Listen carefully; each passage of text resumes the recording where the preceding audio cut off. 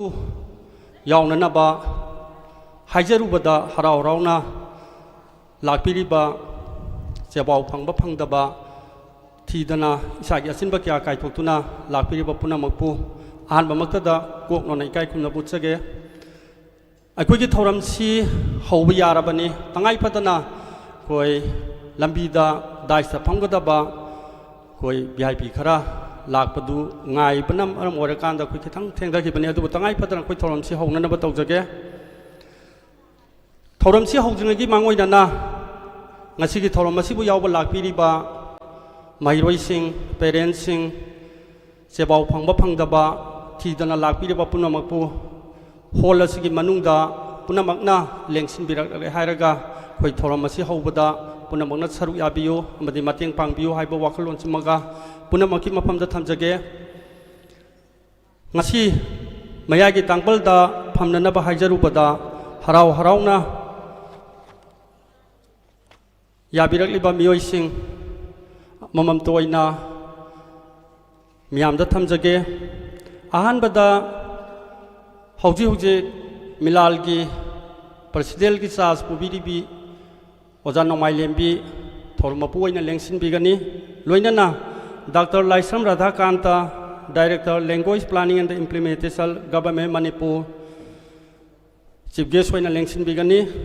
हाइबदी अथोइब लेंबिरक ओइना लेंसिनबिगनी लोइनना युमखाइबम सुरजित कुमार खुमन प्रेसिडेंट हेरी कॉल ओजाबुसु अखन्नब लेंबिरक ओइना मयागी तांगबंद लेंसिनबिगनी लोइनना professor doctor Binota Mainam former chairperson Manipur state commission ओजा मेदाम बुसु ngasiगी फंबाक्सिदा अखन्नब लेंबिरक ओइना लेंसिनबिगनी लोइनना केएस अश्विनी कुमार सेक्रेटरी कोसेम ओजाबुसु ngasiगी फंबाक्सिदा अखन्नब लेंबिरक ओइना लेंसिनबिगनी मथंगदा आरके थराक्सना प्रेसिडेंट वास्टेप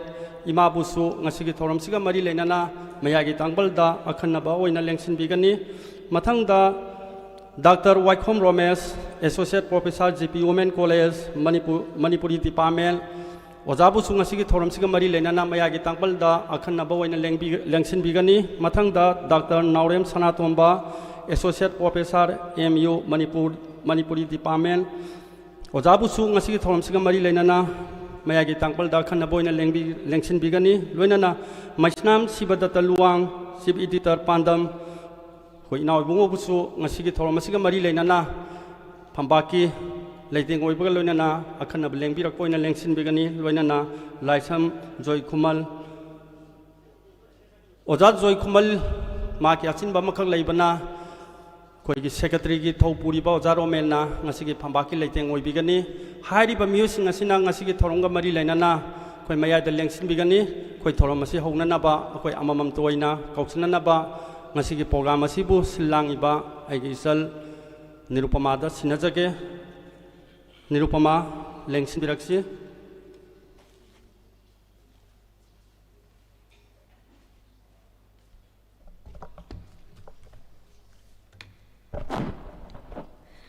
अहानबमक्तदा लमदम असिबु कोनबिरिबा इबुदो इबेंदबु इथानुंगदा चेतना कोनसिनजरी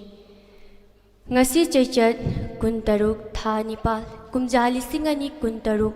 yaifuraba yumsa kaisa thawangi tarahumdoi nipanba numit asida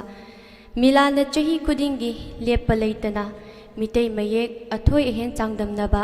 kullak suba pangthokibagi mana matum yenthokpagi thoram adu haukiba august ki tarik 19 मिलालगी मपो कुमोट कुमहुमदोई सुबा नुमित्ता मना मतुम यंथोकचगनी हाइना थौरांगजरंबा अदु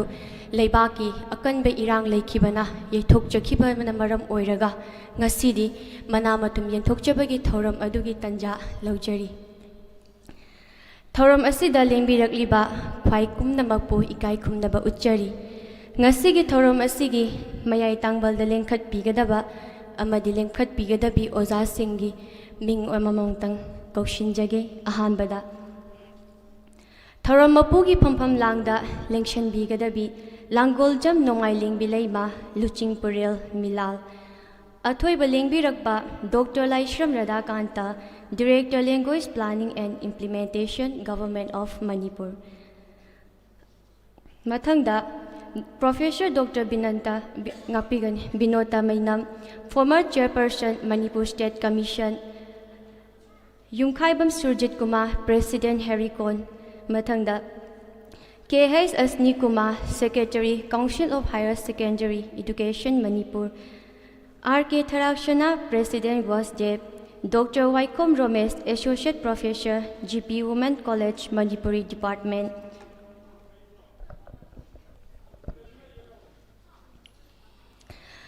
Mathangda, Dr. Naurim Sanatomba, Associate Professor, Manipur University, Manipuri Department, Mainam Sivadatta Luang, Chief Editor Pandam, Amadi, P. Roman, All Manipur Recognized Private School Welfare Association, Mathang Shitna, Panjakiba Ozasing Nangasigi, Thorum Asigi, Mayai Tangbal the Lenkat Pirnabagi Damakta, Amukahana, Nolokna, Ningshingjari. Thorammapugi Fampam Lang the Lingshin Bigadabi, Langul Jam Nomailin Bilaima, Luching Purel Milal, Atoy Balengbi Rakpa, Dr. Laishram Radakanta, Director Language Planning and Implementation, Government of Manipur, Akana Balengbi Rakpasting, Yungkhaibam Surjit Kumar Kuman, President Harry Kon.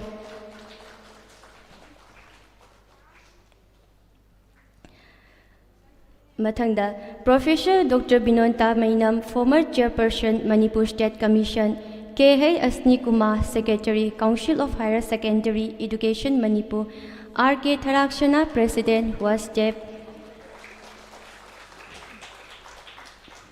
Dr. Waikom Romesh, Associate Professor, GP Women College, Manipuri Department, Dr. Naurim Sanatomba, Associate Professor,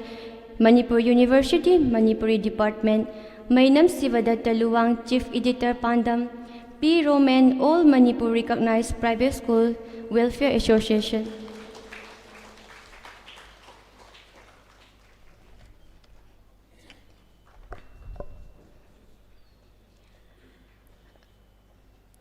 Ozasingna Pampam Lang the Lingshin Bikraba Tungda, Aigi Mang the Lingshin Biriba, Kwai Kuding Makpo, Ikai Kumnaba Uchari. Ngasigi Thorom Asigi, Mayai Tangba the Lingshin Biriba, Ozasingi Mapamda, Sinja Langjiri Basingi Maike Dagi Chamlaba, Lengyang Kudol Tobina Bagi Damakta, Sinja Langjiri Basingi Maike da, no look na Ningshinjari.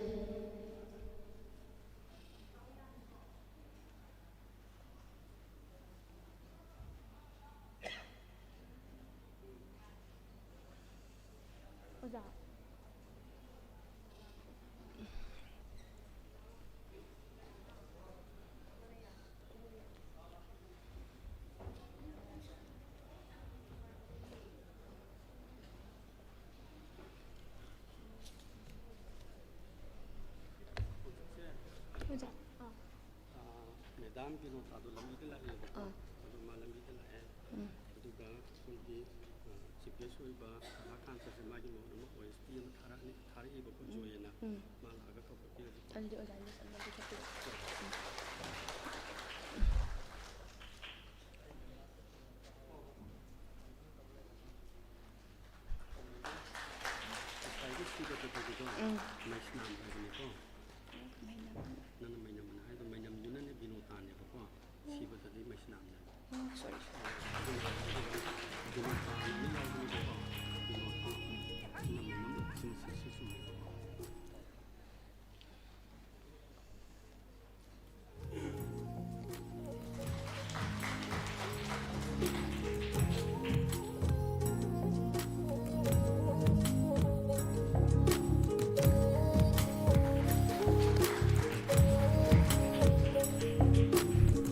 Thagachari, Ngasigi Thorom Asigi, Mayai Tangbal, Gipampam Lang the Lingshin Bigadaba, Oza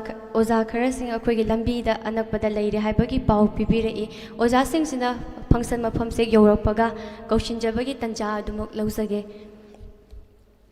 Makasa Tajaraba City, Oza Singi Pampam Lang the Pambiri Boza Singda, a Chambaling Yang Kudol Tambikra Bagi Tungda, Ngasigi Thorom Asibu. Thorom Asigi Mayra Chukapina Bagi Damakta, Mayai Tangbal Lingshin Biriba Oza Singbo Ikok Nona Hangatjari.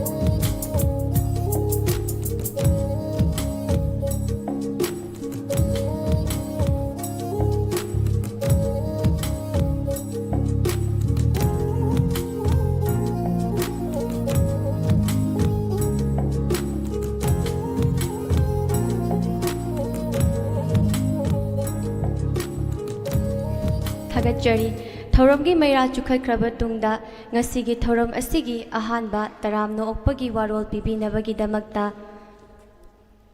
ꯍꯧꯖꯤꯛ ꯃꯤꯂꯥꯜꯒꯤ joint secretary ꯖꯦꯅꯔꯦꯜꯒꯤ ꯐꯝ ꯄꯨꯕꯤꯔꯤꯕ ꯑꯣꯖꯥ ꯈꯣꯡꯕꯥꯟ ꯇꯥꯕꯟ ꯆꯟꯗ꯭ꯔꯀꯥꯟꯇꯕꯨ ꯅꯣꯂꯨꯛꯅ ꯅꯤꯡꯁꯤꯡꯖꯔꯤ꯫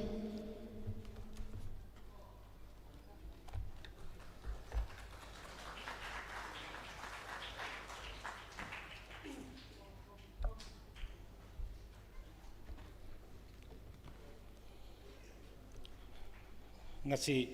yai pharaba Thawangi Taraungdoi Nipanba Yumsa Kaisa Numila Sida Mamangda Pangthok Jakiba Mairoi Singi Maitei Maiki Aiba Changdam Naba Adugi Athoi Henta Nabagi Mana Yenthong Nabagi Damakta Lengbi Rakliba Mairoi Sing Amadi Guardian Singbu Milangi Makaitigi Ikai Kunaba Utsabagaloinana Taramna Okchari Milana Hek Sapongapa Numitegi Nati Si Kulaksuba Athoen Jangdam Nabagi Tauramaduni Pangtu Ibasi Masigi Taromasi Pangtok Nabagi Damakta Milana Hajarubada Harauna Yabirakpa Pampak Loising Ahanbada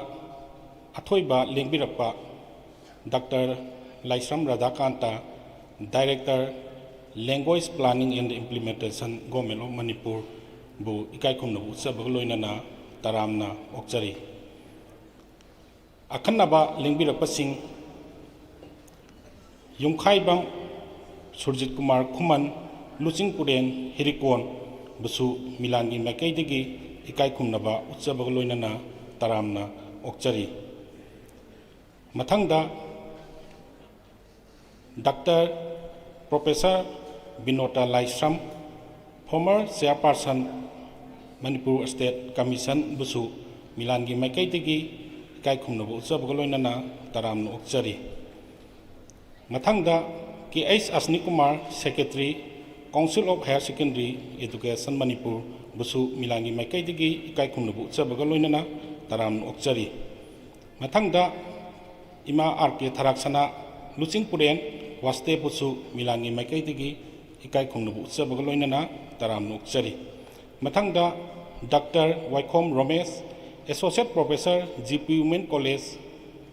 Manipur Department Busu Milangi Makaidigi Ikaikum Nabu Utsabagaloinana Taram Okchari Mathangda Dr. Naurem Sanatomba Associate Professor Manipur University Manipur Department Busu Milangi Makaidigi Ikaikum Nabu Utsabagaloinana Taram Okchari Mathangda Maisnam Sibatatta Luang Chief Editor Pandam Mahakpusu Milangi Makaidigi Ikaikum Nabu Utsabagaloinana Taramna Okchari Loisalakpada Mathangda P. Roman All Manipur Recognized Private School Welfare Association Busu Milangi Makaidigi Ikaikum Naba Utsabagaloinana Taramna Okchari Masigi Angang Singi Mahiroi Singi Athoen Changdam Nabagi Mana Matum Yenthokpa Sida Lengbirakpa Press Media Amadi Electronic Media Busu Milangi Makaidigi Ikaikum Naba Utsabagaloinana Taramna Okchari Haiba Wahesi Thamjaraga Swaisin Loisindragi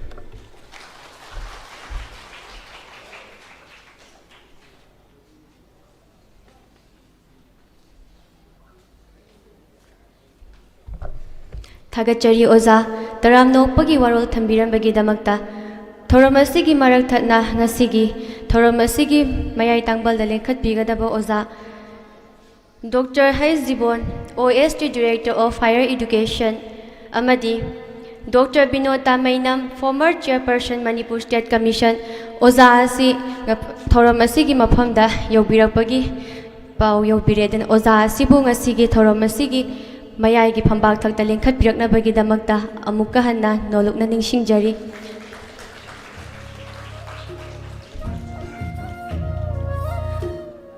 Sinjalangjari basingi maikaidagi Ozagi chamlaba lengyan amatang khudol tawbinaba ningsingjari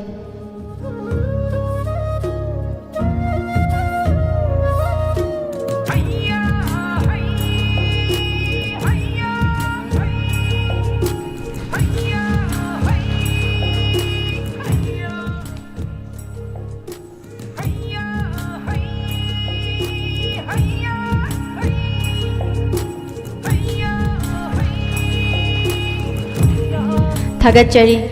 थौरंगी मखा चथजरप ओइना लायोइख्रबा लुचिंग पुरुल सिंगी मफमदा हैकत लेकत तमजबगी तंजा अदु मयाम पुन्ना लौमिनसी हाइजरी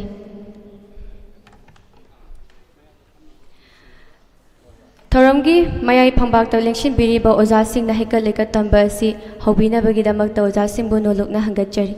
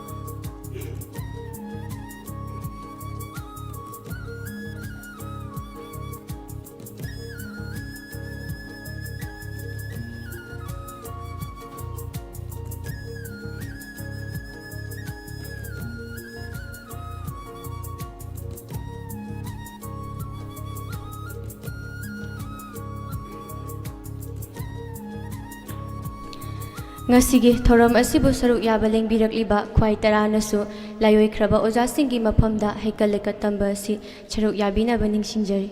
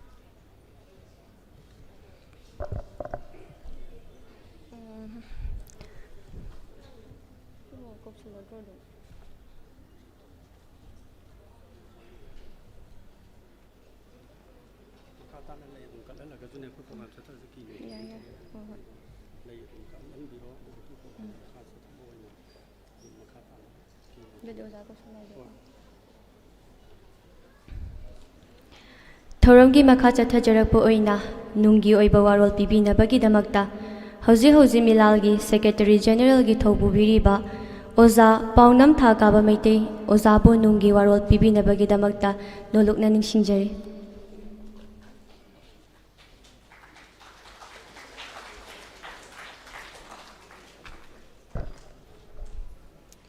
ꯑꯍꯥꯟꯕꯃꯛꯇꯗ ꯉꯁꯤ ꯃꯤꯂꯥꯜꯅ ꯃꯤꯇꯩ ꯃꯌꯦꯛꯀꯤ ꯀꯨꯟꯁꯨꯕ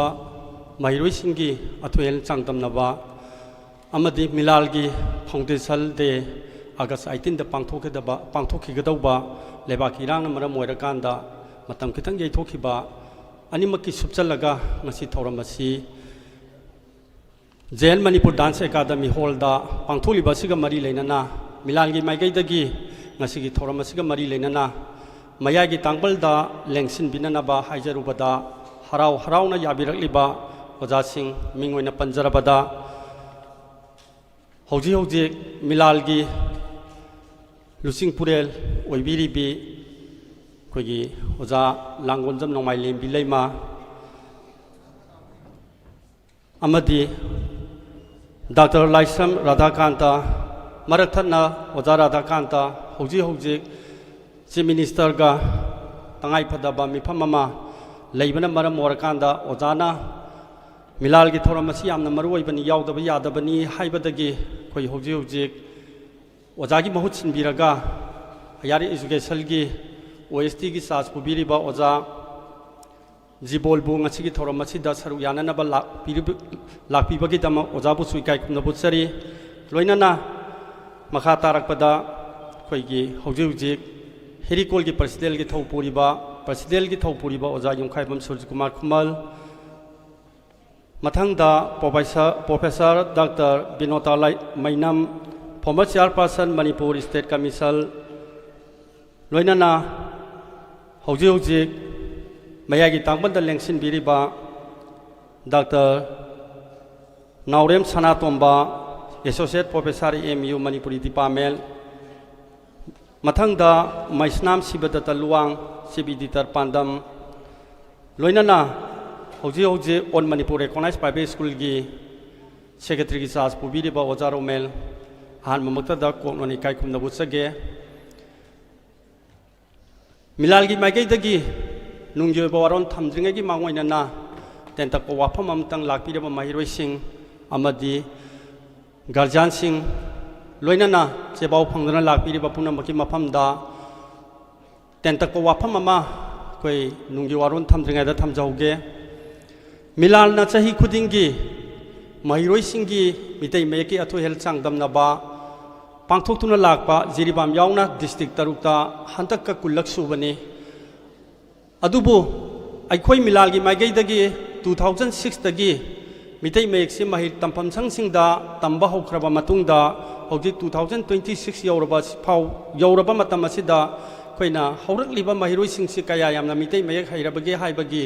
ꯆꯥꯡꯌꯦꯡ ꯑꯃ ꯆꯍꯤ ꯈꯨꯗꯤꯡꯒꯤ ꯄꯥꯡꯊꯣꯛꯇꯨꯅ ꯂꯥꯛꯄ ꯑꯗꯨꯒꯤ ꯃꯅꯨꯡ ꯆꯟꯅ ꯑꯩꯈꯣꯏ ꯃꯍꯩꯔꯣꯏ 10,000 ꯃꯌꯥꯅ ꯃꯤꯂꯥꯜꯅ ꯄꯥꯡꯊꯣꯛꯄ ꯆꯥꯡꯗꯝꯅꯕꯁꯤꯗ ꯁꯔꯨꯛ ꯌꯥꯕꯤꯈꯤ ꯑꯗꯨꯕꯨ ꯃꯍꯩꯔꯣꯏ ꯈꯔꯒꯤ ꯒꯥꯔꯖꯤꯌꯥꯟꯁꯤꯡ ꯑꯃꯗꯤ ꯃꯍꯩꯔꯣꯏ ꯈꯔꯅꯗꯤ ꯑꯦꯛꯖꯥꯝ ꯑꯁꯤ ꯍꯥꯏꯗꯣꯛꯈ꯭ꯔꯕ ꯃꯇꯨꯡꯗ ꯃꯈꯣꯏꯅ ꯇꯧꯖꯈꯤꯕ ꯑꯗꯨꯒꯤ ꯃꯥꯔꯛꯇꯨ ꯌꯧꯔꯛꯇꯕꯅ ꯃꯔꯝ ꯑꯣꯏꯔꯀꯥꯟꯗ ꯃꯗꯨꯒꯤ ꯆꯦ ꯌꯦꯡꯒꯦ ꯍꯥꯏꯕꯒꯤ ꯑꯩꯈꯣꯏꯗ ꯋꯥꯀꯠ ꯆꯦꯔꯣꯜ ꯑꯗꯨꯛꯀꯤ ꯃꯇꯤꯛ ꯌꯥꯝꯅ ꯊꯥꯔꯛꯈꯤ ꯑꯩꯈꯣꯏꯅ ꯃꯇꯝ ꯄꯤꯖꯈꯤ ꯗꯦꯠ 17 ꯐꯥꯎꯕꯗ ꯃꯗꯨꯒꯤ ꯋꯥꯀꯠ ꯆꯦꯔꯣꯜꯁꯤꯡ ꯑꯗꯨ ꯊꯥꯔꯛꯑꯒꯗꯤ ꯌꯦꯡꯕ ꯌꯥꯒꯅꯤ ꯍꯥꯏꯕꯒꯤ ꯑꯩꯈꯣꯏꯅ ꯁꯣꯁꯤꯌꯦꯜ ꯃꯦꯗꯤꯌꯥ ꯄꯥꯎꯆꯦ ꯄ꯭ꯔꯤꯟ ꯑꯃꯗꯤ ꯏꯂꯦꯛꯇ꯭ꯔꯣꯅꯤꯛ ꯃꯦꯗꯤꯌꯥꯁꯤꯡꯗ ꯑꯩꯈꯣꯏ ꯃꯇꯝ ꯆꯥꯅ ꯂꯥꯎꯊꯣꯛꯈꯤꯕꯅꯤ ꯑꯗꯨꯒꯤ ꯃꯅꯨꯡꯗ ꯂꯥꯛꯄꯁꯤꯡ ꯑꯩꯈꯣꯏ ꯑꯌꯥꯝꯕꯅ ꯂꯣꯏ ꯌꯦꯡꯃꯤꯟꯅꯈꯤ ꯔꯤꯆꯦꯀꯤꯡ ꯇꯧꯕꯗ ꯃꯥꯔꯛ ꯇꯣꯇꯦꯂꯤ ꯄ꯭ꯂꯁ ꯇꯧꯕꯗ ꯈꯔ ꯁꯣꯏꯔꯝꯕ ꯈꯔ ꯌꯥꯎꯕꯗꯒꯤ ꯃꯗꯨ ꯑꯩꯈꯣꯏꯅ ꯑꯍꯥꯟꯕꯗ ꯂꯥꯎꯊꯣꯛꯈꯤꯕ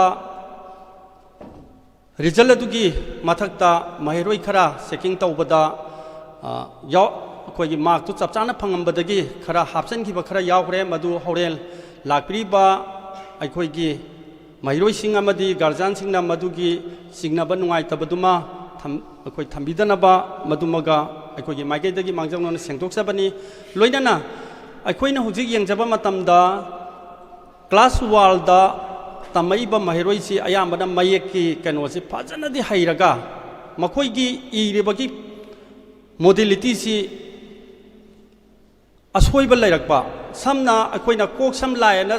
ꯄꯔꯦꯡ ꯑꯍꯨꯝ ꯊꯣꯛꯅ ꯏꯒꯗꯕꯁꯤꯗ ꯁꯥꯡꯅ ꯍꯦꯛ ꯏꯔꯛꯄꯒꯨꯝꯕ ꯃꯗꯨ ꯂꯣꯏꯅꯃꯛ ꯆꯨꯝꯃꯒꯁꯨ ꯃꯗꯨꯒꯤ ꯀꯩꯅꯣꯗꯨ ꯑꯩꯈꯣꯏꯅ ꯀꯨꯞꯅ ꯈꯟꯅꯔꯕ ꯃꯇꯨꯡꯗ ꯃꯥꯒꯤ ꯐꯣꯔꯃꯦꯂꯤꯇꯤꯗꯨ ꯀꯥꯏꯕꯅ ꯃꯔꯝ ꯑꯣꯏꯔꯀꯥꯟꯗ ꯑꯩꯈꯣꯏ ꯆꯦꯛꯀꯤꯡꯗ ꯃꯗꯨ ꯂꯧꯊꯣꯛꯍꯧꯕ ꯃꯌꯥꯝ ꯑꯃ ꯌꯥꯎꯏ ꯃꯁꯤꯒꯤ ꯅꯨꯡꯉꯥꯏꯇꯕꯁꯤ ꯃꯇꯨꯡꯗ ꯊꯣꯛꯇꯅꯕ ꯃꯍꯩꯔꯣꯏꯁꯤꯡ ꯑꯃꯗꯤ ꯒꯥꯔꯖꯤꯌꯥꯟꯁꯤꯡ ꯑꯃꯗꯤ ꯑꯣꯖꯥꯁꯤꯡꯅ ꯃꯁꯤ ꯈꯤꯇꯪ ꯆꯦꯛꯁꯤꯟꯕꯤꯌꯨ ꯍꯥꯏꯕꯗꯨꯅꯤ ꯑꯩꯈꯣꯏꯒꯤ ꯃꯥꯏꯀꯩꯗꯒꯤ ꯊꯝꯖꯔꯤꯕꯁꯦ ꯑꯗꯨꯒ ꯀꯅꯥꯒꯨꯝꯕꯅ ꯃꯥꯒꯤ ꯄꯦꯔꯦꯟꯁꯁꯤꯡꯅ ꯃꯍꯩꯔꯣꯏꯁꯤꯡꯅ ꯑꯩꯈꯣꯏꯅ ꯇꯧꯈꯤꯕꯗꯨ ꯐꯖꯅ ꯇꯧꯈꯤ ꯍꯥꯏꯔꯒꯁꯨ ꯑꯩꯈꯣꯏꯅ ꯇꯧꯔꯤꯕ ꯃꯤꯇꯩ ꯃꯌꯦꯛꯀꯤ ꯑꯊꯣꯏ ꯑꯍꯦꯟ ꯆꯥꯡꯗꯝꯅꯕꯁꯤꯗ ꯀꯣꯏꯁꯟ ꯍꯦꯛ ꯊꯥꯔꯛꯄꯒꯨꯝꯕ ꯑꯟꯁꯥꯔ ꯍꯦꯛ ꯊꯥꯔꯛꯄꯒꯨꯝꯕ ꯃꯁꯤ ꯑꯩꯈꯣꯏ ꯌꯥꯝ ꯀꯨꯞꯅ ꯆꯦꯛ ꯇꯧꯖꯩ ꯃꯔꯝꯗꯤ ꯋꯥꯍꯪ ꯅꯠꯇ꯭ꯔꯒ ꯄꯥꯎꯈꯨꯝ ꯑꯃ ꯊꯥꯕꯤꯔꯛꯀꯗꯕꯗꯨꯗ ꯏꯪꯂꯤꯁꯀꯤ ꯋꯥꯍꯩꯁꯤꯡꯁꯦ ꯁꯤꯖꯤꯟꯅꯔꯛꯄꯅ ꯃꯔꯝ ꯑꯣꯏꯔꯀꯥꯟꯗ ꯃꯥꯟꯅꯕ ꯃꯥꯔꯛ ꯃꯌꯥꯝ ꯑꯃ ꯌꯥꯎꯔꯒꯁꯨ ꯃꯗꯨ ꯑꯩꯈꯣꯏ ꯆꯦꯛꯀꯤꯡꯗ ꯃꯗꯨ ꯂꯧꯊꯣꯛꯍꯧꯕꯒꯤ ꯅꯨꯡꯉꯥꯏꯇꯕꯗꯨꯁꯨ ꯑꯩꯈꯣꯏꯗꯁꯨ ꯐꯥꯎꯖꯩ ꯃꯗꯨ ꯃꯇꯨꯡꯒꯤ ꯂꯥꯛꯀꯗꯕ ꯀꯝꯄꯤꯇꯤꯁꯟꯁꯤꯡꯗ ꯃꯍꯩꯔꯣꯏꯁꯤꯡ ꯒꯥꯔꯖꯤꯌꯥꯟꯁꯤꯡꯅ ꯃꯗꯨꯒꯤ ꯆꯦꯛꯁꯤꯟꯅꯅꯕꯒꯤ ꯋꯥꯐꯝꯗꯨꯃꯒ ꯃꯤꯂꯥꯜꯒꯤ ꯃꯥꯏꯀꯩꯗꯒꯤ ꯃꯁꯤꯃ ꯊꯝꯖꯍꯧꯒꯦ ꯍꯥꯏꯕ ꯋꯥꯈꯜꯁꯦ ꯊꯝꯖꯕꯅꯤ ꯃꯈꯥ ꯇꯥꯕꯁꯤꯗꯤ ꯑꯩꯈꯣꯏ ꯃꯤꯂꯥꯜꯒꯤ ꯑꯣꯏꯕ ꯅꯨꯡꯒꯤ ꯑꯣꯏꯕ ꯇꯦꯟꯇꯛꯄ ꯋꯥꯈꯜꯂꯣꯟꯗꯨ ꯊꯝꯖꯒꯦ ꯃꯤꯇꯩ ꯏꯔꯣꯜ ꯏꯌꯦꯛ ꯂꯣꯏꯅ ꯁꯤꯂꯣꯜ ꯑꯄꯨꯟꯕ ꯂꯨꯞ ꯃꯤꯂꯥꯜ ꯀꯪꯂꯩꯄꯥꯛ ꯍꯥꯏꯔꯤꯕ ꯂꯨꯞ ꯑꯁꯤ ꯔꯦꯖꯤꯁꯇꯥꯔ ꯇꯧꯔꯕ ꯂꯣꯜ ꯃꯌꯦꯛ ꯑꯁꯤꯕꯨ ꯅꯨꯡꯁꯤꯖꯕ ꯂꯨꯞ 36ꯅ ꯄꯨꯟꯗꯨꯅ 2003ꯒꯤ ꯑꯥꯒꯁꯀꯤ 19 ꯅꯨꯃꯤꯠ ꯑꯁꯤꯃꯛꯇꯗ ꯍꯥꯏꯕꯗꯤ ꯑꯩꯈꯣꯏ ꯃꯃꯥꯡꯗ ꯇꯥꯡ 19ꯗ ꯇꯧꯒꯅꯤ ꯇꯧꯔꯝꯕꯗꯨꯅꯤ ꯑꯗꯨꯕꯨ ꯅꯨꯃꯤꯠ ꯇꯥꯡ 19 ꯑꯁꯤꯃꯛꯇꯗ ꯁ꯭ꯇꯦꯟꯗꯔꯗ ꯏꯪꯂꯤꯁ ꯁ꯭ꯀꯨꯜ ꯀꯩꯁꯥꯝꯄꯥꯠꯇ ꯑꯄꯨꯟꯕꯒꯤ ꯂꯨꯞ ꯃꯤꯂꯥꯜ ꯀꯧꯕ ꯂꯨꯞ ꯑꯁꯤ ꯁꯦꯝꯈꯤꯕꯅꯤ ꯂꯨꯞ ꯑꯁꯤꯒꯤ ꯑꯍꯥꯟꯕ ꯂꯨꯆꯤꯡ ꯄꯨꯔꯦꯜ ꯂꯩꯈꯤꯗ꯭ꯔꯕ ꯍꯧꯖꯤꯛ ꯑꯩꯈꯣꯏ ꯃꯥꯡꯗ ꯃꯤꯇꯝ ꯊꯝꯕꯤꯔꯤꯕ ꯑꯩꯈꯣꯏꯒꯤ ꯂꯩꯈꯤꯗ꯭ꯔꯕ ꯑꯣꯖꯥ ꯆꯤꯛꯁꯨꯕꯝꯒꯤ ꯑꯣꯖꯥ ꯑꯀꯥꯕ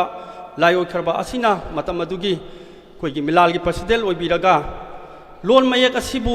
ꯆꯥꯎꯈꯠꯅꯅꯕ ꯑꯃꯗꯤ ꯂꯝꯗꯝ ꯑꯁꯤꯒꯤ ꯃꯍꯩ ꯂꯣꯏꯁꯪꯁꯤꯡꯗ ꯃꯤꯇꯩ ꯃꯌꯦꯛ ꯇꯝꯍꯟꯅꯅꯕ ꯀꯟꯅ ꯍꯣꯠꯅꯗꯨꯅ ꯆꯤꯡ ꯇꯝꯒꯤ ꯑꯄꯨꯟꯕꯒꯤ ꯃꯌꯦꯛ ꯑꯁꯤꯕꯨ ꯅꯨꯡꯁꯤꯖꯕ ꯃꯤꯑꯣꯏ ꯀꯌꯥꯅ ꯄꯨꯟꯗꯨꯅ ꯃꯅꯤꯄꯨꯔ ꯂꯩꯉꯥꯛꯇ ꯑꯀꯟꯕ ꯈꯣꯡꯖꯪ ꯁꯣꯛ 2005ꯒꯤ ꯑꯉꯟꯕ ꯁꯔꯨꯛꯇ ꯈꯣꯡꯖꯪ ꯆꯪꯁꯤꯟꯕ ꯍꯧꯈꯤ ꯂꯣꯏꯅꯅ ꯂꯝꯗꯝ ꯑꯁꯤꯗ ꯏꯀꯣꯅꯣꯃꯤꯛ ꯕ꯭ꯂꯣꯀꯦꯠ ꯐꯥꯎꯕ ꯆꯪꯁꯤꯜꯂꯛꯂꯕ ꯃꯇꯨꯡꯗ ꯂꯩꯉꯥꯛꯅ ꯇꯥꯕꯤꯔꯛꯇꯕꯗꯒꯤ ꯏꯀꯣꯅꯣꯃꯤꯛ ꯕ꯭ꯂꯣꯀꯦꯠꯀꯤ ꯃꯊꯛꯇ ꯂꯅꯥꯏ ꯃꯤꯑꯣꯏꯁꯤꯡꯒꯤ ꯂꯅꯥꯏ ꯁꯥꯔꯚꯤꯁ ꯇꯧꯔꯤꯕ ꯒꯥꯔꯤ ꯐꯥꯎꯕ ꯀꯌꯥ ꯇꯥꯡꯀꯣꯏ ꯑꯣꯜꯍꯟꯈꯤ ꯑꯃꯗꯤ ꯃꯅꯤꯄꯨꯔ ꯂꯩꯉꯥꯛꯀꯤ ꯂꯣꯏꯁꯪ ꯀꯌꯥ ꯇꯥꯡꯀꯣꯏ ꯑꯣꯜꯍꯟꯈꯤ ꯃꯁꯤꯗꯁꯨ ꯅꯠꯇꯅ ꯃꯅꯤꯄꯨꯔ ꯂꯩꯉꯥꯛꯅ ꯇꯥꯕꯤꯔꯛꯇꯕꯗꯒꯤ ꯃꯅꯤꯄꯨꯔ ꯁꯦꯟꯇ꯭ꯔꯦꯜ ꯂꯥꯏꯕ꯭ꯔꯦꯔꯤ ꯐꯥꯎꯕ ꯇꯥꯡꯀꯣꯏ ꯑꯣꯜꯍꯟꯈꯤꯕꯅꯤ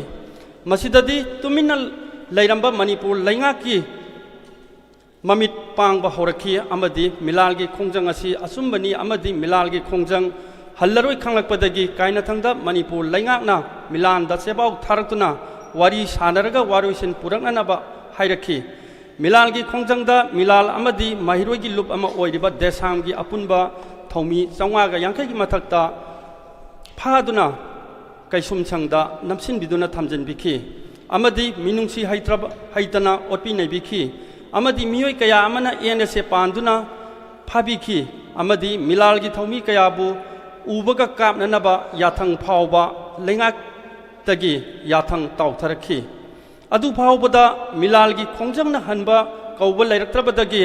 ꯀꯥꯏꯅꯊꯪꯗ 2005ꯒꯤ ꯃꯦꯒꯤ ꯇꯥꯡ 19 ꯅꯨꯃꯤꯠꯇ ꯃꯅꯤꯄꯨꯔ ꯂꯩꯉꯥꯛꯅ ꯃꯤꯂꯥꯜꯒ ꯐꯝꯃꯤꯟꯅꯗꯨꯅ ꯌꯥꯅꯕ ꯄꯨꯔꯛꯄꯗꯒꯤ ꯁꯣꯛ 2003ꯒꯤ ꯑꯦꯀꯥꯗꯃꯤꯛ ꯁꯦꯁꯟꯗꯒꯤ ꯀ꯭ꯂꯥꯁ 1 ꯑꯃꯗꯤ 2ꯗ ꯃꯤꯇꯩ ꯃꯌꯦꯛ ꯇꯝꯕ ꯍꯧꯔꯛꯈꯤ ꯉꯁꯤꯗꯤ ꯃꯍꯩꯔꯣꯏꯁꯤꯡꯅ ꯌꯨꯅꯤꯚꯔꯁꯤꯇꯤꯒꯤ ꯊꯥꯛ ꯐꯥꯎꯕ ꯌꯧꯗꯨꯅ ꯃꯥꯁꯇꯔ ꯑꯃꯗꯤ PhDꯒꯤ ꯊꯥꯛ ꯐꯥꯎꯕ ꯇꯧꯅꯈ꯭ꯔꯦ ꯂꯣꯜ ꯑꯃꯗꯤ ꯃꯌꯦꯛ ꯑꯁꯤꯕꯨ ꯆꯥꯎꯈꯠꯍꯟꯅꯅꯕꯒꯤꯗꯃꯛ ꯇꯣꯉꯥꯟꯕ ꯂꯣꯏꯁꯪ directorate of language and planning and implementation ꯐꯥꯎꯕ ꯂꯩꯉꯥꯛꯅ ꯍꯥꯡꯗꯣꯛꯄꯤꯗꯨꯅ ꯊꯝꯕꯤꯈ꯭ꯔꯦ ꯂꯣꯏꯅꯅ ꯀ꯭ꯂꯥꯁ 1ꯗꯒꯤꯅ 8 ꯐꯥꯎꯕꯒꯤ ꯃꯍꯩꯔꯣꯏꯁꯤꯡꯗ ꯇꯝꯍꯟꯅꯅꯕ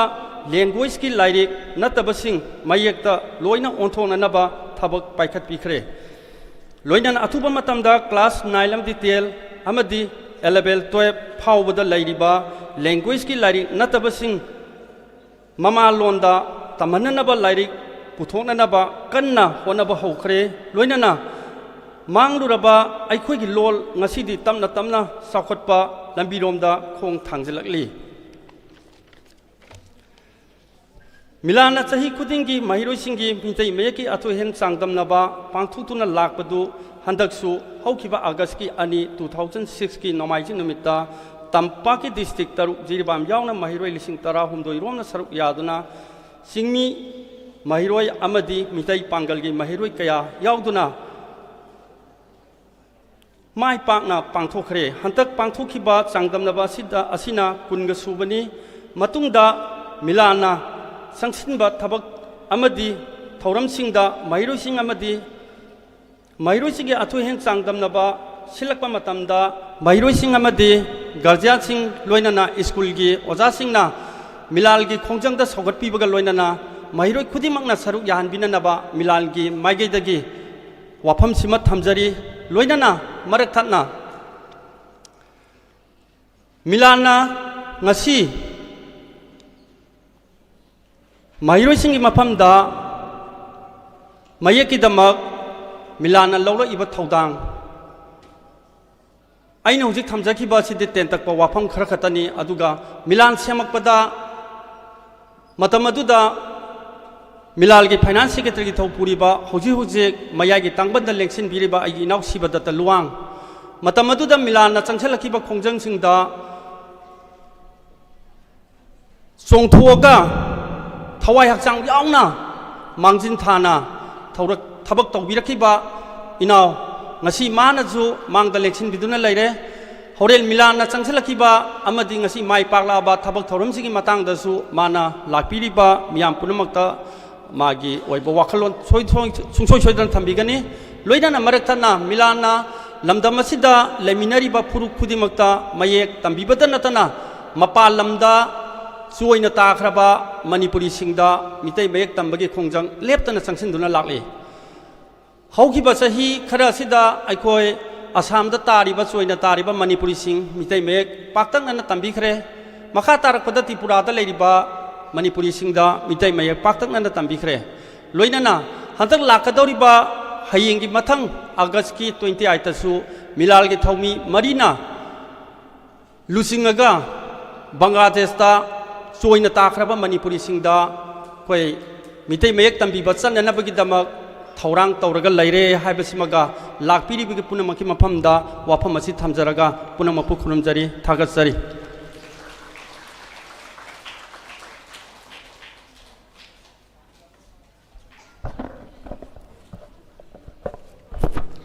थागतजरी ओजा नुंगी ओइबा वारोल थंबिरंबगिदमक्ता थौरम मखा चथजरपा ओइना ngasiगी अखनबा लेंबिरकपा ओजा सिंगी लक्तगी ओजा युमखाइबल सुरजित कुमार प्रेसिडेंट हेरी कोन ओजाना ngasiगी थौरम असिगी मरी लेनबा वाफम खरा थंबिनबगिदमक्ता ओजाबु नोलुकना हंगतजरी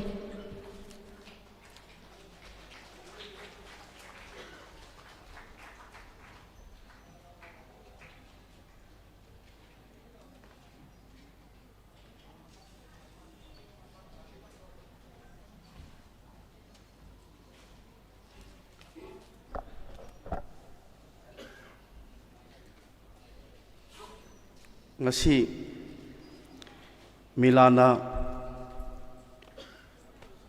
milangi lingkhatkibaga mari leina aikoi pangthokpa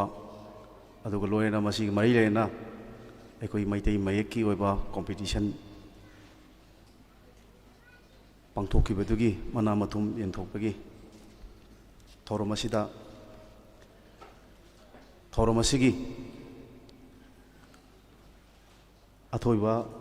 मिथुलेंदा लिंसिन बिरिबा प्रेसिडेंट मेंबर सिंह अदुगा थौरमसिबु सरुक याबा लाकपिरिबा सिविल सोसाइटी की ऑर्गेनाइजेशन सिंगी लुचिंग सिंह अमदी तोंगान बा स्कूल कॉलेज सिंगदगी अदुगा महिरोइ सिंगी ओजा सिंह अदुगा लिंबिरक्लिबा सात्र खाइखिबिपो इकाई खुनबो चरी अदुगा ngasi की थौरम असि ꯃꯥꯂꯦꯝꯒꯤ ꯃꯤꯌꯥꯝꯗ ꯄꯥꯎꯗꯝꯕꯤꯒꯗꯧꯔꯤꯕ ꯄ꯭ꯔꯤꯟ ꯑꯃꯗꯤ ꯏꯂꯦꯛꯇ꯭ꯔꯣꯅꯤꯛꯀꯤ ꯃꯤꯗꯤꯌꯥꯕꯨꯁꯨ ꯑꯍꯥꯟꯕꯗ ꯏꯀꯥꯏ ꯈꯨꯝꯅꯖꯔꯤ꯫ ꯃꯃꯥꯡꯗ ꯃꯤꯂꯥꯟꯒꯤ ꯖꯦꯅꯔꯦꯜ ꯁꯦꯀ꯭ꯔꯦꯇꯔꯤꯅ ꯌꯥꯝꯅ ꯃꯔꯤꯛ ꯆꯨꯝꯕ ꯃꯤꯂꯥꯟꯁꯤ ꯃꯍꯥꯛꯅ ꯏꯔꯣꯜ ꯏꯌꯦꯛꯁꯤ ꯀꯟꯅꯅꯕ ꯍꯣꯠꯅꯔꯛꯄꯗ ꯂꯧꯈꯤꯕ ꯊꯧꯗꯥꯡ ꯀꯌꯥ ꯑꯃꯅ ꯂꯩꯉꯥꯛꯅ ꯇꯥꯕꯤꯔꯛꯇꯕꯗꯒꯤ ꯈꯣꯡꯖꯪ ꯁꯤꯟꯕꯗ ꯖꯦꯜꯗ ꯃꯤꯑꯣꯏ ꯀꯌꯥ ꯂꯩꯈꯤꯕ, ꯑꯗꯨꯒ ꯃꯔꯩꯄꯥꯛ ꯃꯖꯥꯇꯤꯕꯨ ꯅꯨꯡꯁꯤꯖꯕ ꯏꯔꯣꯜ ꯏꯌꯦꯛ ꯀꯟꯅꯅꯕ ꯍꯣꯠꯅꯕꯗ ꯂꯧꯈꯤꯕ ꯊꯧꯗꯥꯡꯗꯨꯕꯨ ꯏꯀꯥꯏ ꯈꯨꯝꯅꯔꯒ ꯂꯩꯉꯥꯛꯅ ꯉꯁꯤ ꯏꯔꯣꯜ ꯏꯌꯦꯛꯁꯤ ꯆꯥꯎꯈꯠꯅꯅꯕꯒꯤ ꯇꯣꯉꯥꯟ ꯇꯣꯉꯥꯟꯕ ꯊꯕꯛ ꯊꯧꯔꯝ ꯀꯌꯥ ꯄꯥꯏꯈꯠꯂꯛꯄ ꯑꯩꯈꯣꯏ ꯎꯕ ꯐꯪꯉꯦ꯫ ꯑꯗꯨꯅ ꯍꯧꯖꯤꯛꯇꯤ ꯑꯩꯈꯣꯏ ꯏꯁꯥꯒꯤ ꯑꯩꯈꯣꯏꯒꯤ ꯄꯤꯛꯈ꯭ꯔꯕ ꯏꯔꯝꯗꯝꯁꯤꯒꯤ ꯑꯩꯈꯣꯏꯒꯤ ꯏꯐꯨꯔꯨꯞ ꯑꯁꯤꯅ ꯃꯇꯝ ꯁꯥꯡꯅ ꯑꯩꯈꯣꯏ ꯏꯔꯣꯜ ꯏꯌꯦꯛꯁꯤ ꯆꯨꯖꯥꯏꯅꯅ ꯂꯩꯔꯝꯕꯗꯒꯤ ꯃꯤꯂꯥꯟꯒꯤ ꯑꯗꯨꯒꯨꯝꯕ ꯃꯇꯤꯡ ꯂꯩꯕ ꯊꯧꯃꯤꯁꯤꯡꯗꯨꯅ ꯍꯟꯕ ꯂꯩꯇꯅ ꯍꯣꯠꯅꯔꯛꯈꯤꯕ ꯊꯧꯗꯥꯡꯕꯨ ꯑꯗꯨꯅ ꯉꯁꯤꯗꯤ ꯑꯩꯈꯣꯏꯗ ꯏꯁꯥꯒꯤ ꯏꯔꯣꯜ ꯏꯌꯦꯛ ꯂꯩꯖꯕ ꯐꯨꯔꯨꯞ ꯑꯃꯒꯤ ꯆꯥꯎꯊꯣꯛꯆꯅꯤꯡꯉꯥꯏ ꯑꯗꯨ ꯉꯁꯤ ꯃꯥꯂꯦꯝꯒꯤ ꯃꯤꯌꯥꯝꯗ ꯑꯩꯈꯣꯏ ꯃꯗꯨꯒꯤ ꯅꯨꯡꯉꯥꯏꯕ ꯑꯩꯈꯣꯏ ꯐꯪꯉꯤ꯫ ꯑꯗꯨꯒ ꯑꯩꯈꯣꯏꯒꯤ ꯂꯩꯉꯥꯛꯁꯤꯗꯤ ꯃꯌꯥꯝꯅꯁꯨ ꯍꯦꯟꯅ ꯈꯪꯕꯤꯔꯤꯗꯨ ꯉꯥꯏꯔꯦ꯫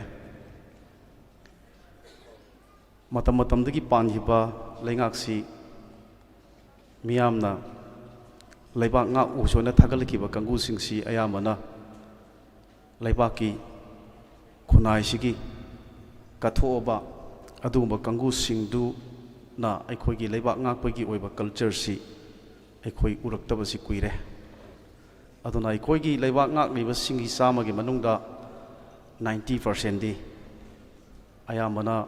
ꯂꯩꯕꯥꯛ ꯉꯥꯛꯄꯁꯤ ꯀꯃꯔꯁꯤꯌꯦꯜꯅꯤ ꯍꯥꯏꯕꯒꯤ ꯋꯥꯈꯜ ꯑꯃ ꯈꯟꯕꯅ ꯃꯔꯝ ꯑꯣꯏꯔꯀꯥꯟꯗ ꯏꯔꯝꯗꯝꯁꯤꯒꯤ ꯏꯔꯩꯄꯥꯛꯀꯤꯗꯃꯛ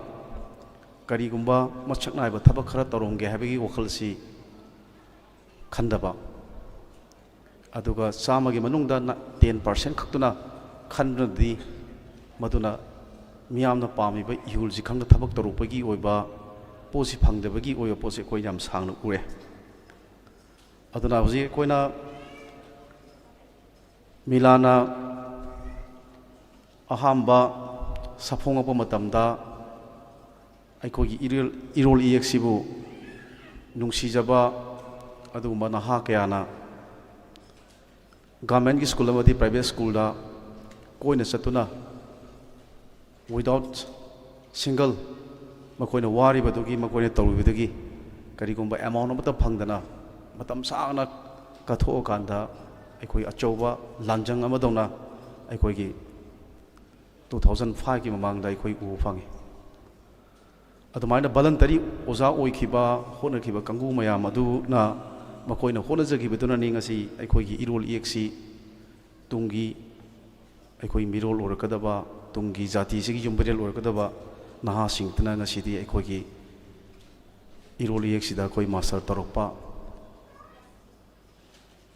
ꯑꯗꯨꯒ ꯔꯤꯁꯥꯔꯆ ꯇꯧꯔꯛꯄ ꯀꯌꯥ ꯑꯃꯈꯛ ꯑꯩꯈꯣꯏ ꯎꯕ ꯐꯪꯉꯤꯁꯦ꯫ ꯑꯗꯨꯕꯨ ꯑꯩꯈꯣꯏꯗ ꯂꯨꯔꯤꯕꯗꯤ ꯑꯩꯈꯣꯏꯒꯤ ꯂꯩꯉꯥꯛꯁꯤꯅ ꯑꯗꯨꯒꯨꯝꯕ ꯂꯩꯕꯥꯛꯀꯤꯗꯃꯛ ꯏꯔꯣꯜ ꯏꯌꯦꯛꯀꯤꯗꯃꯛ ꯉꯥꯎꯖꯕ ꯑꯣꯖꯥꯁꯤꯡꯗꯨ ꯀꯠꯊꯣꯛꯈꯤꯕꯁꯤꯡꯗꯨ ꯃꯁꯛ ꯈꯪꯉꯒ ꯑꯗꯨꯒꯨꯝꯕ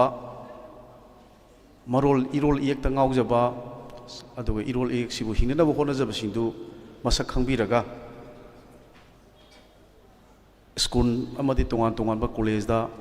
ꯑꯁꯤꯒꯨꯝꯕ ꯏꯔꯣꯜ ꯏꯌꯦꯛꯁꯤ ꯃꯌꯦꯛ ꯆꯠꯅꯅꯕꯒꯤ ꯑꯣꯖꯥ ꯍꯥꯞꯄ ꯃꯇꯝꯗ ꯃꯈꯣꯏꯕꯨ ꯑꯩꯈꯣꯏꯅ ꯁꯤꯡꯒꯜ ꯑꯩꯈꯣꯏ ꯀꯣꯏꯜ ꯑꯃꯇ ꯌꯥꯎꯗꯅ ꯑꯣꯖꯥ ꯈꯟꯕꯒꯤ ꯑꯣꯏꯕ ꯄꯣꯠꯁꯤ ꯑꯩꯈꯣꯏ ꯎꯗꯦ꯫ ꯑꯗꯨꯅ ꯃꯁꯤꯅ ꯃꯔꯝ ꯑꯣꯏꯔꯀꯥꯟꯗ ꯑꯩꯈꯣꯏ ꯑꯇꯩꯒꯤ ꯑꯣꯏꯕ ꯑꯦꯔꯤꯌꯥꯗ ꯑꯩꯈꯣꯏꯅ ꯂꯩꯉꯥꯛꯁꯤꯅ ꯒꯚꯔꯟꯃꯦꯟꯠꯒꯤ ꯄꯣꯁꯁꯤꯡꯁꯤ ꯃꯟꯇꯤꯛꯅꯅ ꯌꯣꯜꯂꯒꯁꯨ ꯑꯗꯨꯒ ꯍꯦꯜꯊ ꯑꯃꯗꯤ ꯏꯖꯨꯀꯦꯁꯟꯗꯗꯤ ꯃꯁꯤꯗꯤ ꯑꯩꯈꯣꯏ ꯑꯗꯨꯒꯨꯝꯕ ꯀꯔꯞꯁꯟꯒꯤ ꯑꯣꯏꯕ ꯆꯩꯐꯨ ꯆꯩꯁꯦꯡꯗꯣ ꯅꯪꯒꯗꯕ ꯐꯩ ꯑꯗꯨꯅ ꯃꯔꯝ ꯑꯣꯏꯔꯒ ꯑꯩꯈꯣꯏ ꯏꯔꯣꯜ ꯏꯌꯦꯛꯁꯤꯗ ꯍꯦꯟꯅ ꯄꯨꯛꯅꯤꯡ ꯆꯪꯕ ꯑꯃꯗꯤ ꯊꯋꯥꯏ ꯌꯥꯎꯖꯕ ꯀꯥꯡꯕꯨꯗꯨꯅ ꯑꯣꯖꯥ ꯑꯣꯏꯅ ꯒꯚꯔꯟꯃꯦꯟꯠꯅ ꯃꯁꯛ ꯈꯪꯕꯤꯔꯒ ꯒꯚꯔꯟꯃꯦꯟꯠꯀꯤ ꯁ꯭ꯀꯨꯜ ꯀꯣꯂꯦꯖꯇ ꯃꯗꯨ ꯍꯥꯞꯄꯤꯔꯒꯗꯤ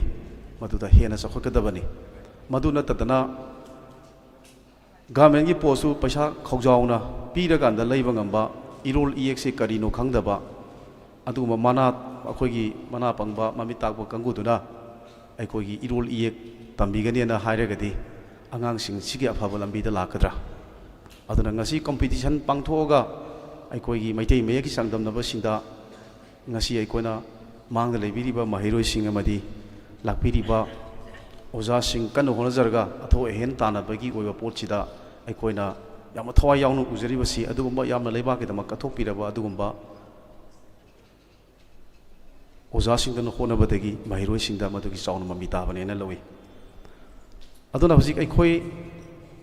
ꯌꯥꯝꯅ ꯑꯩꯈꯣꯏ ꯍꯧꯖꯤꯛ ꯂꯨꯔꯛꯏꯕꯗꯤ ꯑꯩꯈꯣꯏꯅ ꯑꯩꯈꯣꯏꯒꯤ ꯄꯤꯛꯂꯤꯕ ꯃꯍꯩꯔꯣꯏꯁꯤꯡꯁꯤ ꯇꯨꯡꯒꯤ ꯌꯨꯝꯕꯤꯔꯦꯜꯅꯤ ꯑꯗꯨꯅ ꯃꯍꯩꯔꯣꯏꯁꯤꯡꯁꯤꯗ ꯑꯩꯈꯣꯏꯗ ꯃꯔꯩꯕꯥꯛ ꯅꯨꯡꯁꯤꯕꯗꯒꯤ ꯃꯁꯥꯒꯤ ꯂꯣꯜ ꯃꯌꯦꯛ ꯏꯄꯥꯅꯥꯠ ꯏꯄꯨꯅꯥꯠ ꯑꯩꯈꯣꯏꯒꯤ ꯀꯜꯆꯔ ꯑꯩꯈꯣꯏꯒꯤ ꯆꯤꯡꯄꯥ ꯇꯨꯔꯦꯟ ꯑꯩꯈꯣꯏꯒꯤ ꯂꯩꯔꯣꯏꯈ꯭ꯔꯕ ꯑꯊꯧꯕ ꯀꯌꯥ ꯑꯃ ꯑꯩꯈꯣꯏꯒꯤ ꯉꯁꯤꯒꯤ ꯑꯩꯈꯣꯏꯒꯤ ꯃꯤꯔꯣꯜꯗ ꯃꯃꯤ ꯇꯥꯍꯟꯗ꯭ꯔꯒꯗꯤ ꯑꯗꯨꯅ ꯑꯩꯈꯣꯏꯒꯤ ꯃꯗꯨꯅ ꯃꯃꯤ ꯇꯥꯍꯟꯗ꯭ꯔꯒꯗꯤ ꯃꯣꯏꯅ ꯃꯔꯩꯕꯥꯛ ꯃꯖꯥꯇꯤ ꯅꯠꯇ꯭ꯔꯒ ꯃꯔꯝꯗꯝꯁꯤꯒꯤ ꯅꯨꯡꯁꯤꯕꯒꯤ ꯋꯥꯠꯄꯒꯤ ꯑꯣꯏꯕ ꯄꯣꯠ ꯑꯃ ꯂꯩꯕ ꯄꯤꯛꯂꯤꯕ ꯑꯉꯥꯡꯁꯤꯡꯅ ꯑꯩꯈꯣꯏꯒꯤ ꯏꯔꯝꯗꯝꯁꯤꯒꯤ ꯃꯍꯩ ꯂꯣꯏꯁꯪꯁꯤꯡꯁꯤ ꯃꯄꯥꯟꯒ ꯆꯥꯡꯗꯝꯅꯕꯗ ꯑꯩꯈꯣꯏ ꯅꯣꯞꯄꯦꯅ ꯈꯟꯖꯔꯒ ꯃꯃꯥ ꯃꯄꯥ ꯑꯣꯏꯕ ꯃꯌꯥꯝꯅ ꯃꯆꯥꯁꯤꯡꯁꯤ ꯃꯅꯤꯄꯨꯔꯒꯤ ꯋꯥꯡꯃꯗ ꯃꯍꯩ ꯇꯝꯕ ꯊꯥꯕ ꯑꯗꯨꯒ ꯃꯅꯤꯄꯨꯔꯒꯤ ꯃꯄꯥꯟꯒꯤ ꯑꯣꯏꯕ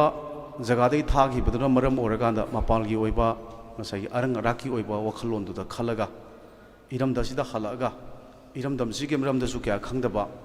ꯑꯗꯨꯒ ꯏꯔꯝꯗꯝꯁꯤꯗ ꯃꯈꯣꯏꯅ ꯍꯜꯂꯛꯑꯒ ꯕ꯭ꯌꯨꯀ꯭ꯔꯦꯠ ꯑꯣꯐꯤꯁꯥꯔꯁꯤꯡ ꯑꯃꯗꯤ ꯇꯣꯉꯥꯟ ꯇꯣꯉꯥꯟꯕ ꯗꯤꯄꯥꯔꯠꯃꯦꯟꯁꯤꯡꯗ ꯊꯧ ꯄꯨꯔꯛꯄ ꯃꯇꯝꯗ ꯃꯗꯨꯅ ꯂꯩꯕꯥꯛꯁꯤꯒꯤ ꯅꯠꯇ꯭ꯔꯒ ꯈꯨꯟꯅꯥꯏꯁꯤꯒꯤ ꯆꯥꯎꯈꯠꯅꯅꯕꯒꯤ ꯑꯣꯏꯕ ꯋꯥꯈꯜꯂꯣꯟꯗꯨ ꯈꯟꯗꯕ ꯑꯗꯨꯒ ꯃꯥꯒꯤ ꯅꯨꯄꯤ ꯑꯃꯗꯤ ꯃꯥꯒꯤ ꯃꯆꯥ ꯑꯗꯨ ꯈꯛꯇꯪ ꯎꯔꯒ ꯃꯔꯩꯕꯥꯛ ꯃꯖꯥꯇꯤ ꯃꯥꯒꯤ ꯑꯄꯣꯛꯄ ꯃꯄꯥ ꯃꯁꯛ ꯈꯪꯗꯕꯒꯤ ꯑꯣꯏꯕ ꯄꯣꯠ ꯑꯃ ꯂꯥꯛꯏ ꯑꯗꯨꯅꯅꯤ ꯉꯁꯤ ꯑꯩꯈꯣꯏꯅ ꯃꯅꯤꯄꯨꯔꯗ ꯅꯪꯉꯤꯕ ꯑꯩꯈꯣꯏ ꯆꯩꯐꯨ ꯆꯩꯊꯦꯡ ꯃꯌꯥꯝꯁꯦ ꯑꯗꯨꯅ ꯃꯁꯤꯗꯒꯤ ꯊꯣꯛꯂꯛꯈꯤꯕ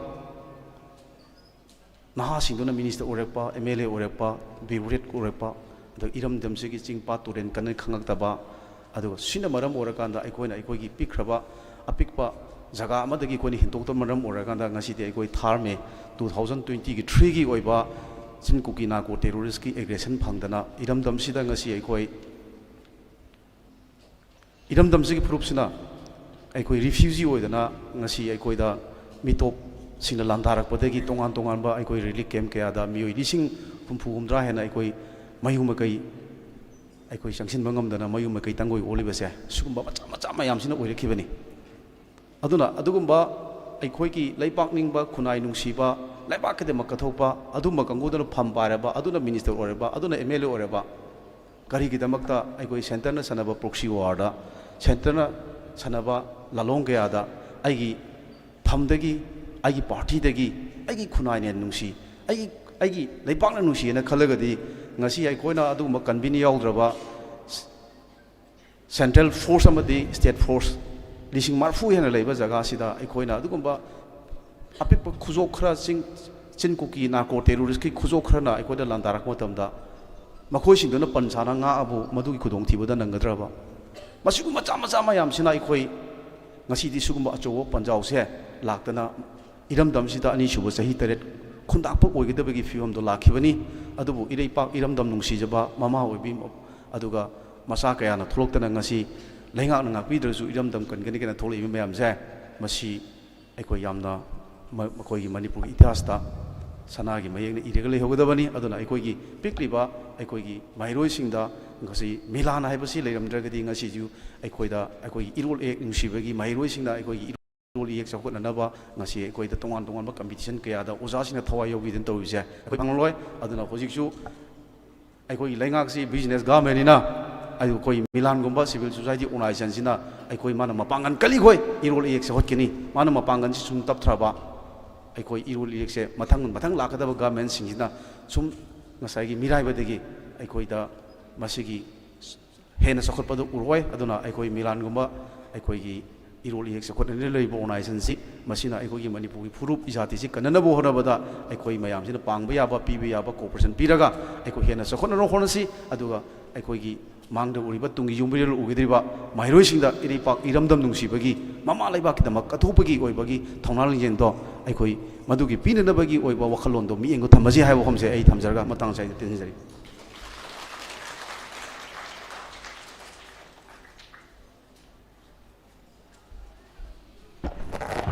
ꯊꯥꯒꯠꯆꯔꯤ ꯑꯣꯖꯥ ꯃꯃꯜ ꯌꯥꯝꯂꯕ ꯋꯥꯐꯝ ꯀꯌꯥ ꯑꯃ ꯊꯝꯕꯤꯔꯝꯕꯒꯤꯗꯃꯛꯇ ꯃꯈꯥ ꯆꯠꯊꯖꯔꯛꯄ ꯑꯁꯤꯗꯤ ꯑꯣꯖꯥ ꯃꯩꯁꯅꯝ ꯁꯤꯕꯗꯠꯇ ꯂꯨꯋꯥꯡ ꯆꯤꯐ ꯏꯗꯤꯇꯔ ꯄꯥꯟꯗꯝ ꯉꯁꯤꯒꯤ ꯑꯈꯟꯅꯕ ꯂꯦꯡꯕꯤꯔꯛꯄ ꯑꯣꯖꯥꯅ ꯋꯥꯐꯝ ꯈꯔ ꯊꯝꯕꯤꯅꯕꯒꯤꯗꯃꯛꯇ ꯑꯣꯖꯥꯕꯨ ꯅꯣꯜꯂꯨꯛꯅ ꯍꯪꯒꯠꯆꯔꯤ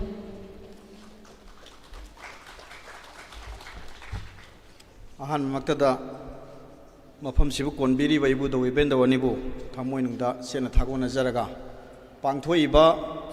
ꯃꯤꯂꯥꯜꯒꯤ ꯃꯄꯣꯛ ꯀꯨꯝꯑꯣꯟ ꯊꯧꯔꯝ ꯑꯁꯤꯅ ꯑꯩꯈꯣꯏꯒꯤ ꯇꯨꯡꯗ ꯂꯥꯛꯀꯗꯧꯔꯤꯕ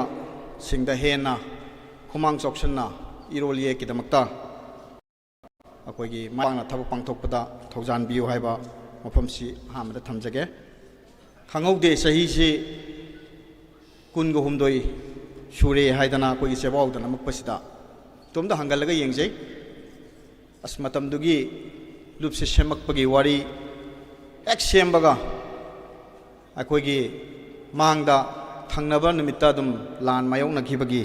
ꯃꯌꯥꯝꯗ ꯃꯤꯠꯇ ꯁꯪꯁꯪꯅ ꯎꯔꯛꯏ ꯑꯗꯨꯅ ꯁꯤꯒꯨꯝꯂꯕ ꯇꯉꯥꯏ ꯐꯗꯅ ꯑꯩꯈꯣꯏꯒꯤ ꯂꯨꯞꯁꯤꯒꯤ ꯏꯆꯝ ꯆꯝꯕ ꯐꯥꯎꯟꯗꯦꯁꯟ ꯗꯦ ꯅꯠꯇꯕ ꯏꯔꯣꯜ ꯏꯌꯦꯛꯀꯤ ꯑꯗꯨꯒꯨꯝꯂꯕ ꯄꯨꯋꯥꯔꯤ ꯑꯃ ꯁꯦꯝꯈꯤꯕꯒꯤ ꯑꯗꯨꯒꯨꯝꯂꯕ ꯑꯩꯈꯣꯏꯒꯤ ꯄꯨꯟꯅ ꯈꯪꯃꯤꯟꯅꯗꯕ ꯌꯥꯗꯕ ꯌꯥꯝꯅ ꯁꯤꯡꯊꯥꯅꯤꯡꯉꯥꯏ ꯑꯣꯏꯕ ꯅꯨꯃꯤꯠ ꯑꯃꯅꯦꯅ ꯂꯧꯔꯀꯥꯟꯗ ꯍꯧꯈꯤꯕ ꯑꯥꯒꯁ 19ꯗ ꯇꯧꯒꯗꯕꯗꯨ ꯂꯩꯕꯥꯛꯀꯤ ꯇꯉꯥꯏ ꯐꯗꯕ ꯑꯗꯨꯒꯨꯝꯂꯕ ꯑꯩꯈꯣꯏꯒꯤ ꯃꯤꯇꯣꯞ ꯈꯟꯗꯣꯛꯎ ꯃꯤꯀꯣꯛ ꯊꯤꯗ꯭ꯔꯤꯉꯩꯗ ꯃꯤꯇꯣꯞ ꯈꯟꯗꯣꯛꯎ ꯍꯥꯏꯕ ꯑꯗꯨꯒꯨꯝꯂꯕ ꯃꯤꯌꯥꯝꯒꯤ ꯏꯍꯧꯗꯨꯅ ꯑꯩꯈꯣꯏꯒꯤ ꯖꯦꯅꯔꯦꯜ ꯁ꯭ꯇ꯭ꯔꯥꯏꯛ ꯀꯧꯈꯤꯕꯗꯒꯤ ꯉꯁꯤꯁꯦ ꯄꯥꯡꯊꯣꯛꯑꯦ ꯉꯁꯤꯒꯤ ꯑꯁꯨꯝꯂꯕ ꯌꯥꯝꯅ ꯆꯤꯡ ꯂꯦꯝꯂꯕ ꯊꯧꯔꯝ ꯑꯁꯤꯒꯤ ꯑꯩꯈꯣꯏꯒꯤ ꯃꯤꯂꯥꯜꯒꯤ ꯃꯥꯒꯤ ꯂꯥꯛꯏꯕ ꯀ꯭ꯔꯣꯅꯤꯀꯜꯗ ꯑꯩꯅ ꯁꯨꯝ ꯌꯦꯡꯖꯕꯗ ꯅꯨꯄꯤꯂꯛꯇꯒꯤ ꯑꯍꯥꯟꯕ ꯑꯣꯏꯔꯝꯗꯧ ꯃꯥꯜꯂꯤ ꯑꯣꯖꯥ ꯅꯣꯡꯃꯥꯏꯂꯦꯝꯕꯤꯅ ꯑꯩꯈꯣꯏꯒꯤ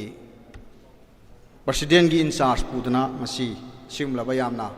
ꯑꯩꯈꯣꯏꯒꯤ ꯃꯄꯥꯡꯒꯜ ꯀꯜꯂꯕ ꯂꯨꯞ ꯑꯁꯤꯒꯤ ꯂꯨꯆꯤꯡ ꯄꯨꯔꯦꯜ ꯑꯣꯏꯕꯤꯗꯅ ꯂꯩꯕꯤꯕ ꯉꯁꯤꯒꯤ ꯊꯧꯔꯝ ꯃꯄꯨ ꯂꯣꯏꯅꯅ ꯑꯩꯈꯣꯏꯒꯤ ꯑꯣꯖꯥ ꯔꯥꯙꯥꯀꯥꯟꯇꯒꯤ ꯃꯁꯤꯒꯤ ꯑꯊꯣꯏꯕ ꯃꯤꯊꯨꯡꯂꯦꯟꯒꯤ ꯃꯍꯨꯠ ꯁꯤꯟꯕꯤꯔꯒ ꯂꯥꯛꯄꯤꯔꯤꯕ ꯍꯥꯌꯔ ꯏꯖꯨꯀꯦꯁꯟꯒꯤ OSD ꯑꯣꯖꯥ ꯖꯤꯕꯣꯟ ꯏꯀꯥꯏ ꯈꯨꯝꯅꯖꯔꯕ ꯃꯤꯊꯨꯡꯂꯦꯟꯁꯤꯡ ꯑꯩ ꯂꯥꯛꯇꯕꯁꯤꯡꯗꯤ ꯄꯟꯖꯔꯣꯏꯒꯦ ꯑꯔꯥꯛꯄꯁꯤꯡꯒꯤ ꯃꯔꯛꯇꯒꯤ ꯍꯦꯔꯤꯀꯣꯟꯒꯤ ꯑꯣꯖꯥ ꯁꯨꯔꯖꯤꯠ ꯑꯗꯒꯤ ꯑꯩꯒꯤ ꯑꯣꯖꯥ MUꯒꯤ ꯑꯣꯖꯥ ꯁꯅꯥꯇꯣꯝꯕ ꯏꯆꯦꯝ ꯑꯩꯒ ꯐꯝꯃꯤꯟꯅꯔꯤꯕ ꯏꯆꯦꯃ ꯕꯤꯅꯣꯇꯥ ꯑꯃꯗꯤ ꯑꯩꯈꯣꯏ ꯄ꯭ꯔꯥꯏꯚꯦꯠ ꯁ꯭ꯀꯨꯜꯒꯤ ꯑꯣꯖꯥ ꯑꯩꯈꯣꯏꯒꯤ ꯑꯣꯖꯥ ꯔꯣꯃꯦꯟ ꯃꯥꯡꯗ ꯂꯦꯡꯁꯤꯟꯕꯤꯔꯤꯕ ꯑꯩꯈꯣꯏꯒꯤ ꯏꯔꯣꯜ ꯏꯌꯦꯛ ꯂꯣꯏꯅ ꯁꯦꯜ ꯑꯄꯨꯟꯕ ꯂꯨꯞ ꯃꯤꯂꯥꯜꯒꯤ ꯍꯥꯟꯅꯒꯤ ꯂꯨꯆꯤꯡ ꯄꯨꯔꯦꯜꯁꯨ ꯑꯣꯏꯕꯤꯔꯝꯕ ꯑꯩꯒꯤ ꯏꯇꯣꯟ ꯍꯧꯖꯤꯛꯅ ꯋꯥꯃꯥꯒꯤ ꯄ꯭ꯔꯁꯤꯗꯦꯟ ꯇꯣꯅꯥꯎꯈꯝꯕ ꯋꯥꯃꯥꯒꯤ ꯁꯦꯀ꯭ꯔꯦꯇꯔꯤ ꯃꯤꯂꯥꯜꯒꯤ ꯊꯧꯄꯨꯕꯤꯔꯤꯕꯁꯤꯡ ꯂꯣꯏꯅꯅ ꯆꯍꯤ ꯈꯨꯗꯤꯡꯒꯤ ꯄꯥꯡꯊꯣꯛꯄ ꯃꯤꯂꯥꯜꯒꯤ ꯁꯥꯐꯣꯡꯈꯤꯕꯒ ꯃꯔꯤ ꯂꯩꯅꯅ ꯄꯥꯡꯊꯣꯛꯄ ꯑꯗꯨꯒꯨꯝꯂꯕ ꯆꯥꯡꯗꯝꯅꯕꯗ ꯁꯔꯨꯛ ꯌꯥꯕꯤꯈꯤꯕ ꯑꯩꯒꯤ ꯅꯨꯡꯁꯤꯔꯕ ꯃꯍꯩꯔꯣꯏꯁꯤꯡ ꯂꯦꯡꯕꯤꯔꯛꯏꯕ ꯑꯍꯜ ꯂꯃꯟ ꯃꯔꯨꯞ ꯃꯄꯥꯡ ꯑꯃꯗꯤ ꯑꯩꯒꯤ ꯃꯦꯗꯤꯌꯥ ꯀꯣꯂꯤꯛꯁꯤꯡ ꯂꯦꯞꯆꯔꯤꯕ ꯃꯐꯝꯁꯤꯗꯒꯤ ꯏꯀꯥꯏ ꯈꯨꯝꯅꯕ ꯎꯠꯆꯔꯤ ꯑꯩ ꯌꯥꯝ ꯊꯣꯏꯗꯣꯛ ꯍꯦꯟꯗꯣꯛꯅ ꯍꯥꯏꯖꯔꯣꯏꯒꯦ ꯂꯣꯜ ꯃꯌꯦꯛꯁꯤꯗꯤ ꯉꯥꯡꯉꯤꯉꯩ ꯑꯗꯨꯝ ꯅꯨꯃꯤꯠ ꯆꯨꯞꯄ ꯑꯃ ꯉꯥꯡꯕꯗ ꯑꯗꯨꯝ ꯋꯥꯔꯤ ꯂꯩ ꯍꯥꯏꯕ ꯇꯥꯏ ꯑꯗꯨꯕꯨ ꯅꯨꯃꯤꯠꯁꯤꯒ ꯃꯔꯤ ꯂꯩꯅꯅ ꯈꯔ ꯁꯤꯡꯊꯥꯅꯤꯡꯉꯥꯏ ꯑꯣꯏꯕ ꯃꯌꯥꯝ ꯄꯨꯟꯅ ꯑꯩꯈꯣꯏ ꯃꯤꯠ ꯅꯥꯀꯣꯡ ꯑꯣꯏꯃꯤꯟꯅꯕ ꯌꯥꯕ ꯋꯥꯐꯝ ꯈꯔ ꯑꯩ ꯁꯨꯝ ꯊꯝꯖꯒꯦ ꯑꯍꯥꯟꯕꯗ ꯉꯁꯤ ꯂꯥꯛꯄꯤꯔꯤꯕ ꯃꯌꯥꯝꯁꯤꯡ ꯃꯔꯨꯑꯣꯏꯅ ꯃꯍꯩꯔꯣꯏꯁꯤꯡ ꯑꯩ ꯏꯆꯥꯁꯤꯡꯗ ꯑꯩꯅ ꯍꯥꯏꯖꯅꯤꯡꯕꯁꯤ ꯂꯥꯛꯄꯤꯔꯤꯕ ꯑꯣꯖꯥꯒ ꯂꯣꯏꯅꯕꯤꯔꯛꯄ ꯑꯣꯏꯔꯣ ꯃꯃꯥ ꯃꯄꯥꯒ ꯂꯣꯏꯅꯕꯤꯔꯛꯄ ꯑꯣꯏꯔꯣ ꯊꯧꯔꯝꯁꯤ ꯂꯣꯏꯗ꯭ꯔꯤꯉꯩꯒꯤ ꯃꯅꯨꯡꯗ ꯇꯉꯥꯏꯃꯛ ꯐꯗꯅ ꯌꯨꯅꯤꯐꯣꯔꯝ ꯁꯦꯠꯂꯒ ꯂꯥꯛꯏꯕ ꯃꯍꯩꯔꯣꯏꯁꯤꯡꯅ ꯑꯩꯈꯣꯏꯒꯤ ꯃꯥꯡꯗ ꯊꯦꯜꯂꯒ ꯊꯝꯃꯤꯕ ꯉꯁꯤꯒꯤ ꯊꯧꯔꯝꯁꯤꯒꯤ ꯐꯝꯕꯥꯛꯁꯤꯒꯤ ꯑꯩꯈꯣꯏꯒꯤ ꯃꯇꯣꯟꯁꯤꯗ ꯊꯦꯜꯂꯒ ꯊꯝꯃꯤꯕ ꯐꯣꯇꯣꯁꯤꯡꯁꯦ ꯃꯁꯤꯗ ꯂꯩ ꯃꯅꯥ ꯑꯃꯃꯝꯗꯤ ꯀꯠꯄꯤꯌꯨ ꯊꯧꯔꯝꯁꯤ ꯂꯣꯏꯗ꯭ꯔꯤꯉꯩ ꯃꯅꯨꯡꯗ ꯃꯁꯤ ꯌꯥꯝ ꯇꯉꯥꯏ ꯐꯗꯦ ꯑꯩꯈꯣꯏꯒꯤ ꯍꯥꯏꯅꯔꯤꯗꯨꯅꯤ ꯅꯣ ꯌꯣꯔ ꯂꯤꯗꯔ ꯍꯥꯏꯔꯤꯗꯣ ꯂꯤꯗꯔ ꯃꯁꯛ ꯈꯪꯉꯨ ꯍꯥꯏꯔꯤꯗꯣ ꯑꯗꯨꯒꯨꯝꯂꯕ ꯑꯩꯈꯣꯏꯒꯤ ꯃꯌꯦꯛꯁꯤꯒꯤ ꯑꯩꯈꯣꯏꯅ ꯉꯁꯤ ꯇꯝꯃꯤꯕ ꯑꯩꯈꯣꯏꯒꯤ ꯌꯨꯅꯤꯚꯔꯁꯤꯇꯤꯒꯤ ꯊꯥꯛꯇ ꯌꯧꯗꯅ PhD ꯇꯧꯗꯅ ꯔꯤꯁꯔꯁ ꯁ꯭ꯀꯣꯂꯔ ꯃꯌꯥꯝ ꯊꯣꯛꯇꯅ ꯆꯤꯡꯃꯤꯂꯛꯇꯒꯤ ꯐꯥꯎꯗ ꯑꯩꯈꯣꯏ ꯉꯔꯥꯡ ꯅꯍꯥꯟ ꯋꯥꯃꯥꯅ ꯄꯥꯡꯊꯣꯛꯄ ꯑꯩꯈꯣꯏꯒꯤ ꯂꯦꯡꯒ꯭ꯋꯦꯖ ꯗꯦ ꯅꯨꯃꯤꯠꯇ ꯑꯩꯈꯣꯏꯒꯤ ꯆꯤꯡꯒꯤ ꯑꯗꯨꯒꯨꯝꯂꯕ ꯆꯤꯡꯃꯤꯂꯛꯇꯒꯤ ꯃꯍꯩꯔꯣꯏ ꯃꯌꯥꯝ ꯑꯃ ꯃꯅꯤꯄꯨꯔꯤ ꯁꯕꯖꯦꯛ ꯂꯧꯗꯅ ꯃꯗꯩꯗꯨꯗ ꯑꯩꯈꯣꯏꯒꯤ ꯏꯌꯦꯛꯁꯤꯅ ꯇꯣꯉꯥꯟ ꯇꯣꯉꯥꯟꯕ ꯂꯝꯁꯤꯒꯤ ꯂꯩꯍꯥꯎꯒ ꯆꯨꯅꯕ ꯑꯩꯈꯣꯏꯒꯤ topic kaya da hiram kaya da madu thesis da research to mayam ama tholaktana madagi khara khangalaga mana ga pigri sing to aduna ngasi ekoi ni iba phangjari ba mayek se matam mamdari yaram pote taksa ge na sangna bo hona bada free do su taksa ge ai se bus to nga la ga wer su natraga na ai karimta logjadraga su ai free taksa ge hai bada taki yaram pote matam mama aduna ngasi ekoi na lengang na masak khangdana akoi gi larik naidana ma syllabus naidana tamba phangai se asi gi siumlaba adumlaba laipo oiraba halaman mayam singsini haiba akoi gi hainariba noyo leader haibato adu masak khangsi haibagi ngasi gi nimisida ikai khumna bot poina lakpiriba singna katkiba singna katkre kaludaba singdo madu tangai mak padana lei manamam di kanmina si haibas mai ahan thamjage mathangda aina sumujabada mayeksi akoi mayeksi amna di sakhole amna di keno tawre hairagasu aigi mapung phae na ina khanjagadobasi aigi oibalanai miyengda lamdam sida phongi ba pawsi singsina pulak mayengna phongpa matamdo Bengali hai ba mayek si urak tarba matam du da ai thamoi sina pen ba hai ba do oi jagani hai dana thamjage masi matam changbadi ai adubu masi akoi mayam punamagna sogor mina ba masangi akoi mayam tabiramani huelan pau gi ahan ba mitei mayek edition gi aisu haita matam du da tamo project do ningom bagi tungin jaraga aisi editor assistant editor gi editor ka dana to maina pujarami mayek khatangi oi ba arena phangaba dum laba nungtigi phongwa pawse dugi masi kan ihok tawringai da oja legi da oja ka bane ngonda haibani bungo masi hek loi bagane koi thabo wali ko ai koi pawse mitei meki phongwa damne du tawgo damni ga yam hairami mana tawjaram pandam si phongsi gain tawram ado madudagi huelan pawda oina tawrasi na tawra tawkibani mana pirambu wakhaloni ado masi huji huelan pawsu phongi drum male kai na bada mayek nungsi hairaga aigi mungda asagi lupa ani piba hum piba pawsi dum logdragadi yaroyeba aduna masi akhui mayam punamaki thodang masange sen paiba mayam am lei phongningu mayam am lei adubu amarom da yengkanda media house sai basi print house sai basi asagi kitang commercial oide yadaba lai leiriba mayam dugi tolo pigado salary pigado mayam am lei banina akhui mayam na madugi support am sange lengsin biriba mayam hoelam paw phongi ai da pawsi lobu kana kana yawbigen ku thanga piuni kanam yoram dum mande income 80% yoram dum mande sine ba khoi shweri milal marakta bogda milal gi thau puri basing marakta lowram moy matam du da hai akoi se khara thabak tawbada khara kai hai tare matam du da lan maraktu da hana thajal labani na ahan bagi finance secretary thau pujare pujabado halaman mayam loi phagre lehuri ba mayam duga akoi naha oina taw matam dadi madar sini nani khang tabani na madai du da khara kai hai tara wai loi bagi matam go oibane akoi naga ihou du dei lap thora kada mitei me ki editor oi matam du es mana oi tori ni mana editor oiram ni nami karam longning da toi ni ga hai ai matung da mayam oigre adu husina muli na kari gino ai isana lei ngai matam dani oilam pau mitei me ki pau si akoi gi Ministry of Information and Broadcasting gi adum laba Director of Audio Visual and Publicity gi et mayam loramin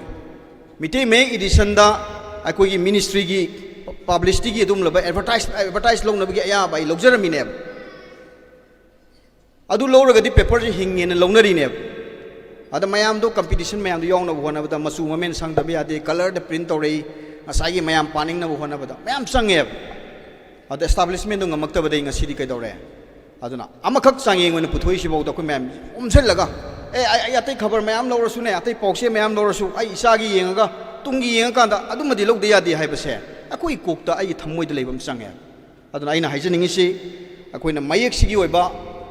oireiba mong sigi penjaba akoina hingingai mate kara haitare sahi 15 kun mu hingene lawraga su sigi manung sida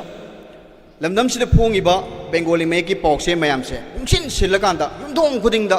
mitei meki pokse na wai sairaba matamdu da ai thammoi se lan mi amoi na matam du da sen songjagi ba lan mi amoi ai thamoi si penjage ni haibasima ai mayam na thamjage matam du yam nuksi 2003 da mayek ki lup mayam si yam mami masagi mayek manada ba singdu nate ko akoi gi gujik mena masak khanga ba mayek kuntare si lup si yam mami masi line sa bajani matam du da leram ba lusing ba mayam sing si akoi gi no yararoi masoi thenaradi yaroi government si matam ni ko noi masoi thenaradi yaroi nei punchal laga kan me ho masange ta da na lai sahi ni phu yang khai ta da na lai aduna amtang nam khai ba masange hai base ꯃꯇꯝꯗꯨꯗ ꯂꯥꯏꯅ ꯏꯟꯁꯤꯜꯂꯛꯄꯅꯔ ꯂꯤꯁꯤꯡ ꯑꯅꯤ ꯑꯍꯨꯝꯁꯤꯗ ꯂꯩꯔꯝꯃꯤꯕ ꯉꯁꯥꯏ ꯑꯩꯈꯣꯏꯒꯤ secretary ꯖꯦꯅꯔꯦꯜꯅ ꯊꯝꯕꯤꯔꯝꯕꯗꯣ ꯑꯩꯈꯣꯏꯒꯤ ꯂꯨꯞ 30ꯒ ꯄꯨꯟꯁꯤꯜꯂꯀꯥꯟꯗ ꯃꯇꯝꯗꯨꯗ ꯁꯦꯝꯈ꯭ꯔꯤꯅꯦ ꯑꯗꯣ ꯑꯩꯅ ꯌꯥꯝ ꯊꯥꯒꯠꯂꯦ ꯃꯅꯤꯄꯨꯔꯗ ꯂꯩꯔꯤꯕ ꯂꯨꯞ ꯃꯌꯥꯝꯅ ꯑꯄꯨꯟꯕꯁꯤ ꯀꯔꯤꯅꯣ ꯌꯨꯅꯤꯇꯤꯁꯤ ꯀꯔꯤꯅꯣꯁꯤ ꯇꯝꯒꯦ ꯍꯥꯏꯔꯗꯤ ꯃꯤꯂꯥꯜꯗꯤ ꯇꯝꯕꯤꯌꯣ ꯍꯥꯏꯖꯅꯤꯡꯉꯤ ꯑꯩꯈꯣꯏꯒꯤꯗꯤ ꯁꯨꯝ ꯇꯧꯋꯤꯗꯅ ꯄꯨꯜꯂꯝꯃꯒ ꯄꯨꯜꯂꯝꯕꯗꯨꯗꯒꯤ ꯂꯨꯞ 9 ꯂꯨꯞ 10 ꯂꯨꯞ 18 ꯑꯅ ꯁꯨꯝ ꯇꯧꯔꯛꯏꯗꯅ ꯑꯩꯈꯣꯏꯒꯤꯗꯤ ꯑꯗꯨꯅ ꯁꯨꯡꯀꯥꯏ ꯀꯥꯏꯗꯕ ꯆꯍꯤ 18ꯁꯦ ꯂꯦꯡꯗꯅ ꯀꯝꯄꯦꯛ ꯑꯣꯏꯅ ꯂꯩꯔꯀꯥꯟꯗ ꯑꯗꯨꯒꯨꯝꯕ ꯂꯩꯕ ꯂꯨꯞ ꯑꯃ ꯑꯩꯈꯣꯏꯅ ꯌꯥꯝ ꯇꯝꯖꯅꯤꯡꯉꯥꯏ ꯑꯣꯏꯕ ꯑꯄꯨꯟꯕꯅ ꯄꯥꯡꯒꯅꯤ ꯍꯥꯏꯕꯒꯤ ꯑꯗꯨꯒꯨꯝꯂꯕ ꯌꯥꯝꯅ ꯐꯖꯕ ꯑꯄꯨꯟꯕꯒꯤ ꯃꯁꯛ ꯑꯃ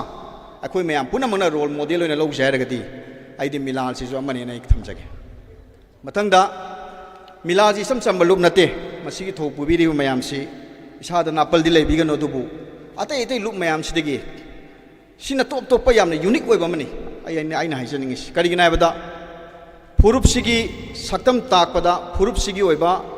ꯑꯩꯈꯣꯏꯒꯤ ꯑꯥꯏꯗꯦꯟꯇꯤꯇꯤ ꯑꯦꯁꯦꯠ ꯑꯃꯅꯦꯕ ꯃꯁꯤ ꯏꯆꯝ ꯆꯝꯕ NGO ꯑꯃ ꯅꯠꯇ꯭ꯔꯒꯅ ꯀꯔꯤꯒꯨꯝꯕ ꯑꯃ ꯏꯍꯧ ꯑꯃꯒꯤ ꯑꯩꯈꯣꯏꯅ ꯁꯦꯝꯕ ꯑꯗꯨꯒꯨꯝꯂꯕ ꯀꯩꯅꯣ ꯅꯠꯇꯦꯕ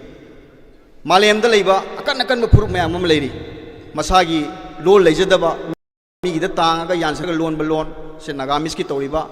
ꯑꯗꯒꯤꯗꯤ ꯃꯌꯦꯛ ꯂꯩꯖꯗꯕ ꯅꯧꯅ ꯁꯥꯒꯠꯅꯕ ꯍꯣꯠꯅꯕꯗ ꯐꯨꯔꯨꯞꯇꯨꯗꯤ ꯃꯄꯥꯡꯒꯜ ꯀꯜꯂꯕ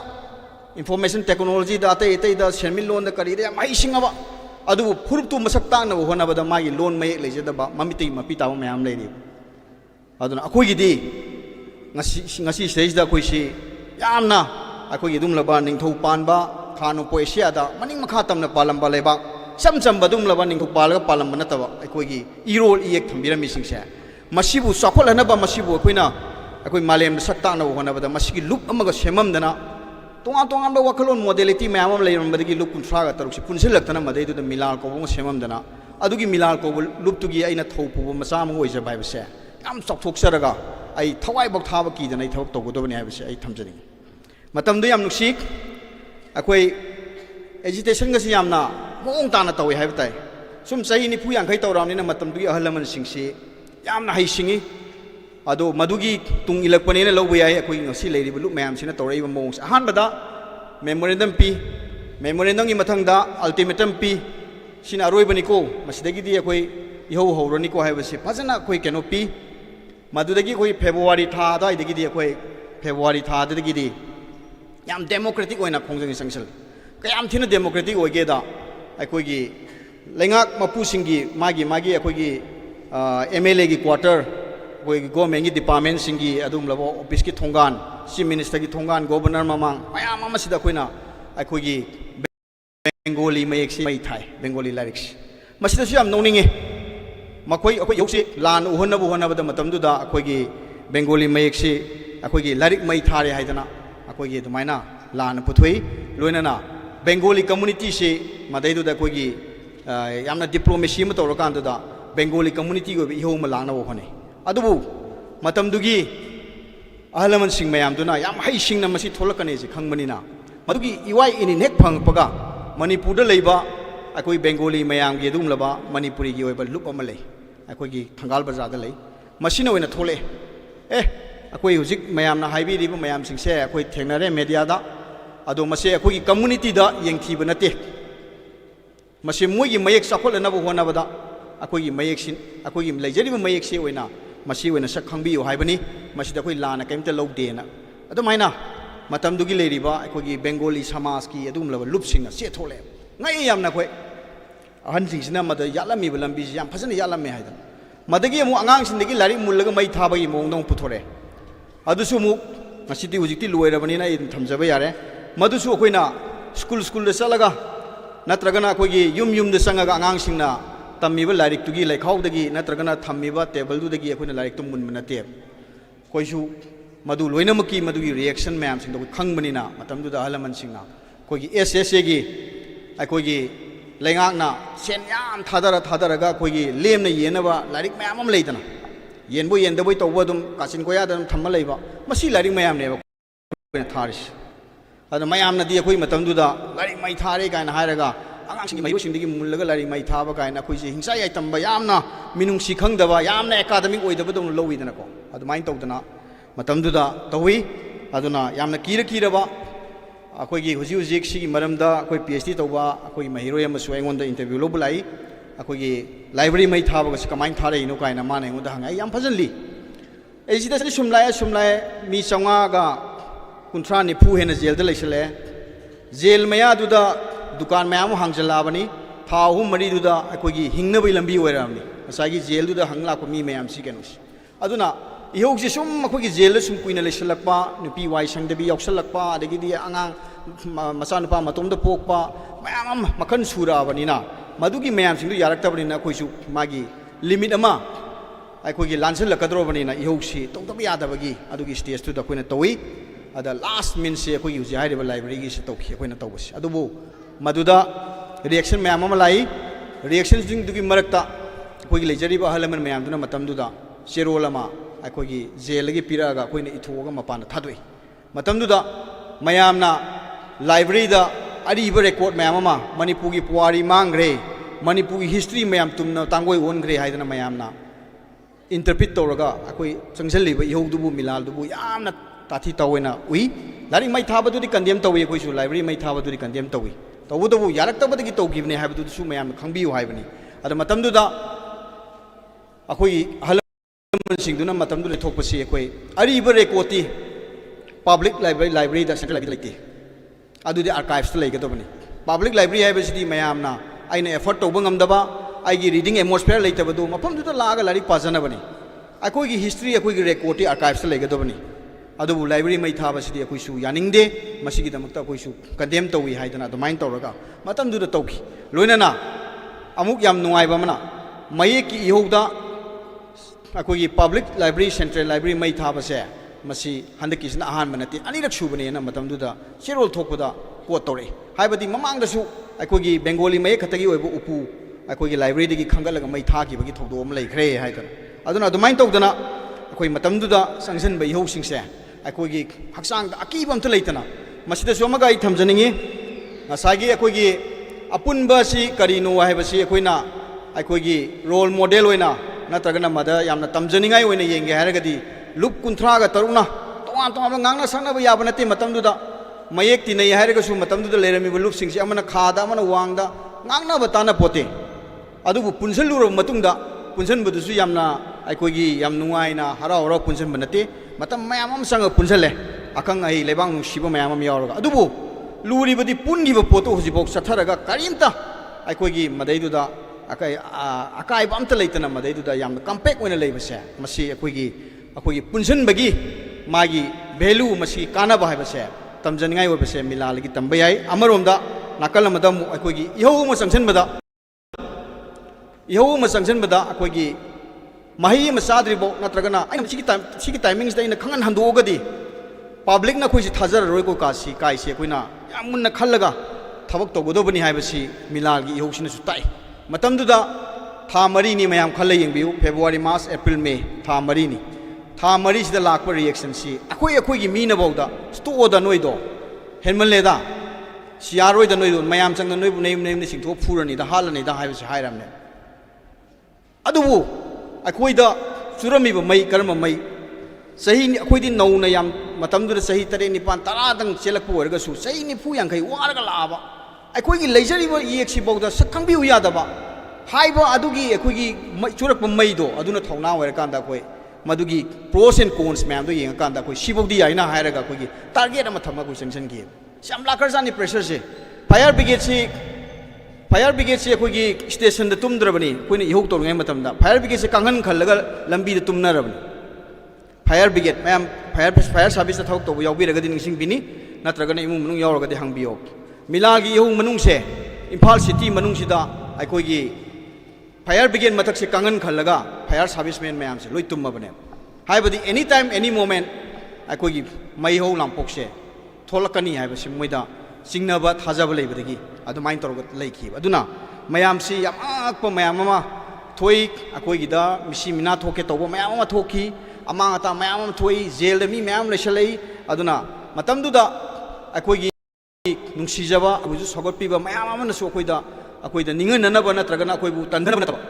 नोइगिजे खितंग कंप्रोमाइज तौदा इहौ वाइबसे कर हंदोंजिन तौगदोबनिदा नोइबु हेता खंया यारोइदा कायना तौरकपा अखोइदा ꯃꯗꯨꯅ ꯑꯩꯈꯣꯏꯗ ꯅꯤꯡꯍꯟꯅꯒꯦ ꯇꯧꯕ ꯃꯌꯥꯝ ꯑꯃ ꯂꯩꯌꯦꯕ ꯑꯗꯨꯕꯨ ꯉꯁꯤ ꯑꯩꯈꯣꯏꯗꯤ ꯂꯝꯗꯝꯁꯤ ꯑꯩꯈꯣꯏꯒꯤ ꯑꯅꯥꯕ ꯑꯔꯨꯕ ꯑꯃ ꯅꯥꯔꯤꯕ ꯐꯝ ꯁꯦꯟꯅꯔ ꯂꯩꯔꯤꯕ ꯑꯗꯨꯒꯨꯝꯂꯕ ꯑꯩꯈꯣꯏꯒꯤ ꯁꯣꯁꯥꯏꯇꯤ ꯑꯣꯏꯔꯤꯕ ꯑꯩꯈꯣꯏ ꯂꯝꯗꯝ ꯑꯃ ꯑꯣꯏꯕꯅꯤꯅ ꯂꯥꯏꯑꯣꯡ ꯃꯌꯥꯝ ꯑꯃ ꯊꯣꯛꯂꯛꯈꯤꯅꯤ ꯑꯗꯨ ꯊꯣꯛꯂꯛꯄ ꯃꯇꯝꯗ ꯑꯩꯈꯣꯏꯅ ꯀꯃꯥꯏꯅ ꯇꯧꯔꯒ ꯇ꯭ꯔꯤꯠꯃꯦꯟ ꯇꯧꯅꯤ ꯀꯃꯥꯏꯅ ꯇꯧꯔꯒ ꯃꯗꯨ ꯃꯥꯌꯣꯛꯅꯒꯅꯤ ꯍꯥꯏꯕꯁꯦ ꯃꯁꯤ ꯑꯩꯈꯣꯏꯒꯤ ꯃꯤꯂꯥꯜꯒꯤ ꯆꯪꯁꯤꯟꯈꯤꯕ ꯏꯍꯧꯗꯨꯗꯒꯤ ꯑꯩꯈꯣꯏꯅ ꯍꯪꯒꯠꯅ ꯌꯦꯡꯕ ꯌꯥꯏ ꯃꯗꯨꯅ ꯊꯧꯅꯥ ꯑꯣꯏꯕ ꯌꯥꯏ ꯃꯇꯝꯗꯨꯗ ꯊꯥ 4 ꯍꯥꯏꯕꯁꯤ ꯑꯩꯈꯣꯏ ꯌꯨꯝꯗ ꯑꯝꯇ ꯆꯪꯅꯗ꯭ꯔꯕꯅꯤ ꯌꯨꯝꯗ ꯑꯝꯇ ꯂꯩꯇ꯭ꯔꯕꯅꯤ ꯑꯗꯨꯅ ꯑꯩꯈꯣꯏ ꯇꯧꯗꯕ ꯌꯥꯗꯦ ꯍꯥꯏꯗꯅ ꯈꯜꯂꯀꯥꯟꯗ ꯃꯇꯝꯗꯨꯗ ꯌꯥꯝꯅ ꯅꯨꯡꯉꯥꯏꯕ ꯑꯃꯅ ꯏꯍꯧꯁꯤ ꯂꯣꯏꯁꯤꯜꯂꯦ ꯒꯣꯔꯃꯦꯟꯁꯨ ꯈꯪꯉꯦ ꯑꯩꯈꯣꯏ ꯍꯜꯂꯔꯣꯏ ꯍꯥꯏꯕꯁꯤ ꯈꯪꯉꯦ ꯑꯔꯨꯕ ꯃꯤ ꯃꯌꯥꯝ ꯑꯃ ꯐꯥꯔꯦ ꯑꯗꯨꯐꯥꯎꯗ ꯍꯟꯗ꯭ꯔꯦ ꯍꯥꯏꯕꯁꯤ ꯃꯣꯏ ꯈꯪꯉꯦꯕ ꯃꯇꯝꯗꯨꯗ ꯆꯤꯡꯃꯤ ꯃꯌꯥꯝ ꯑꯃ ꯌꯥꯎꯔꯤꯅꯤ ꯐꯥꯕꯗꯨꯗ ꯑꯗꯨꯕꯨ ꯂꯥꯁ ꯑꯋꯥꯔꯗ ꯉꯁꯥꯏ ꯑꯩꯈꯣꯏꯅ ꯑꯩꯈꯣꯏꯒꯤ ꯃꯤꯂꯥꯜꯒꯤ ꯁꯦꯀ꯭ꯔꯦꯇꯔꯤ ꯖꯦꯅꯔꯦꯜꯒꯤ ꯃꯥꯒꯤ ꯀꯩꯅꯣꯗ ꯄꯥꯎꯗꯝꯗ ꯊꯝꯈꯤꯕꯗꯣ ꯑꯗꯨꯃꯥꯏꯅ ꯇꯧꯗꯅ ꯆꯦ ꯂꯥꯛꯑꯦ ꯆꯦ ꯂꯥꯛꯄꯁꯦ ꯑꯩꯈꯣꯏ ꯇꯔꯥꯏ ꯃꯇꯝꯗꯨꯗ ꯑꯩꯈꯣꯏ ꯃꯄꯥꯟꯗ ꯂꯩꯔꯤꯕ ꯈꯔꯅ ꯋꯥꯔꯦꯞ ꯂꯧꯗꯦ ꯑꯩꯈꯣꯏ ꯖꯦꯜꯗ ꯆꯠꯂꯤ ꯖꯦꯜꯗ ꯎꯅꯖꯩ ꯃꯇꯝꯗꯨꯗ ꯍꯥꯟꯅꯒꯤ ꯑꯩꯈꯣꯏꯒꯤ ꯐꯣꯔꯃꯔ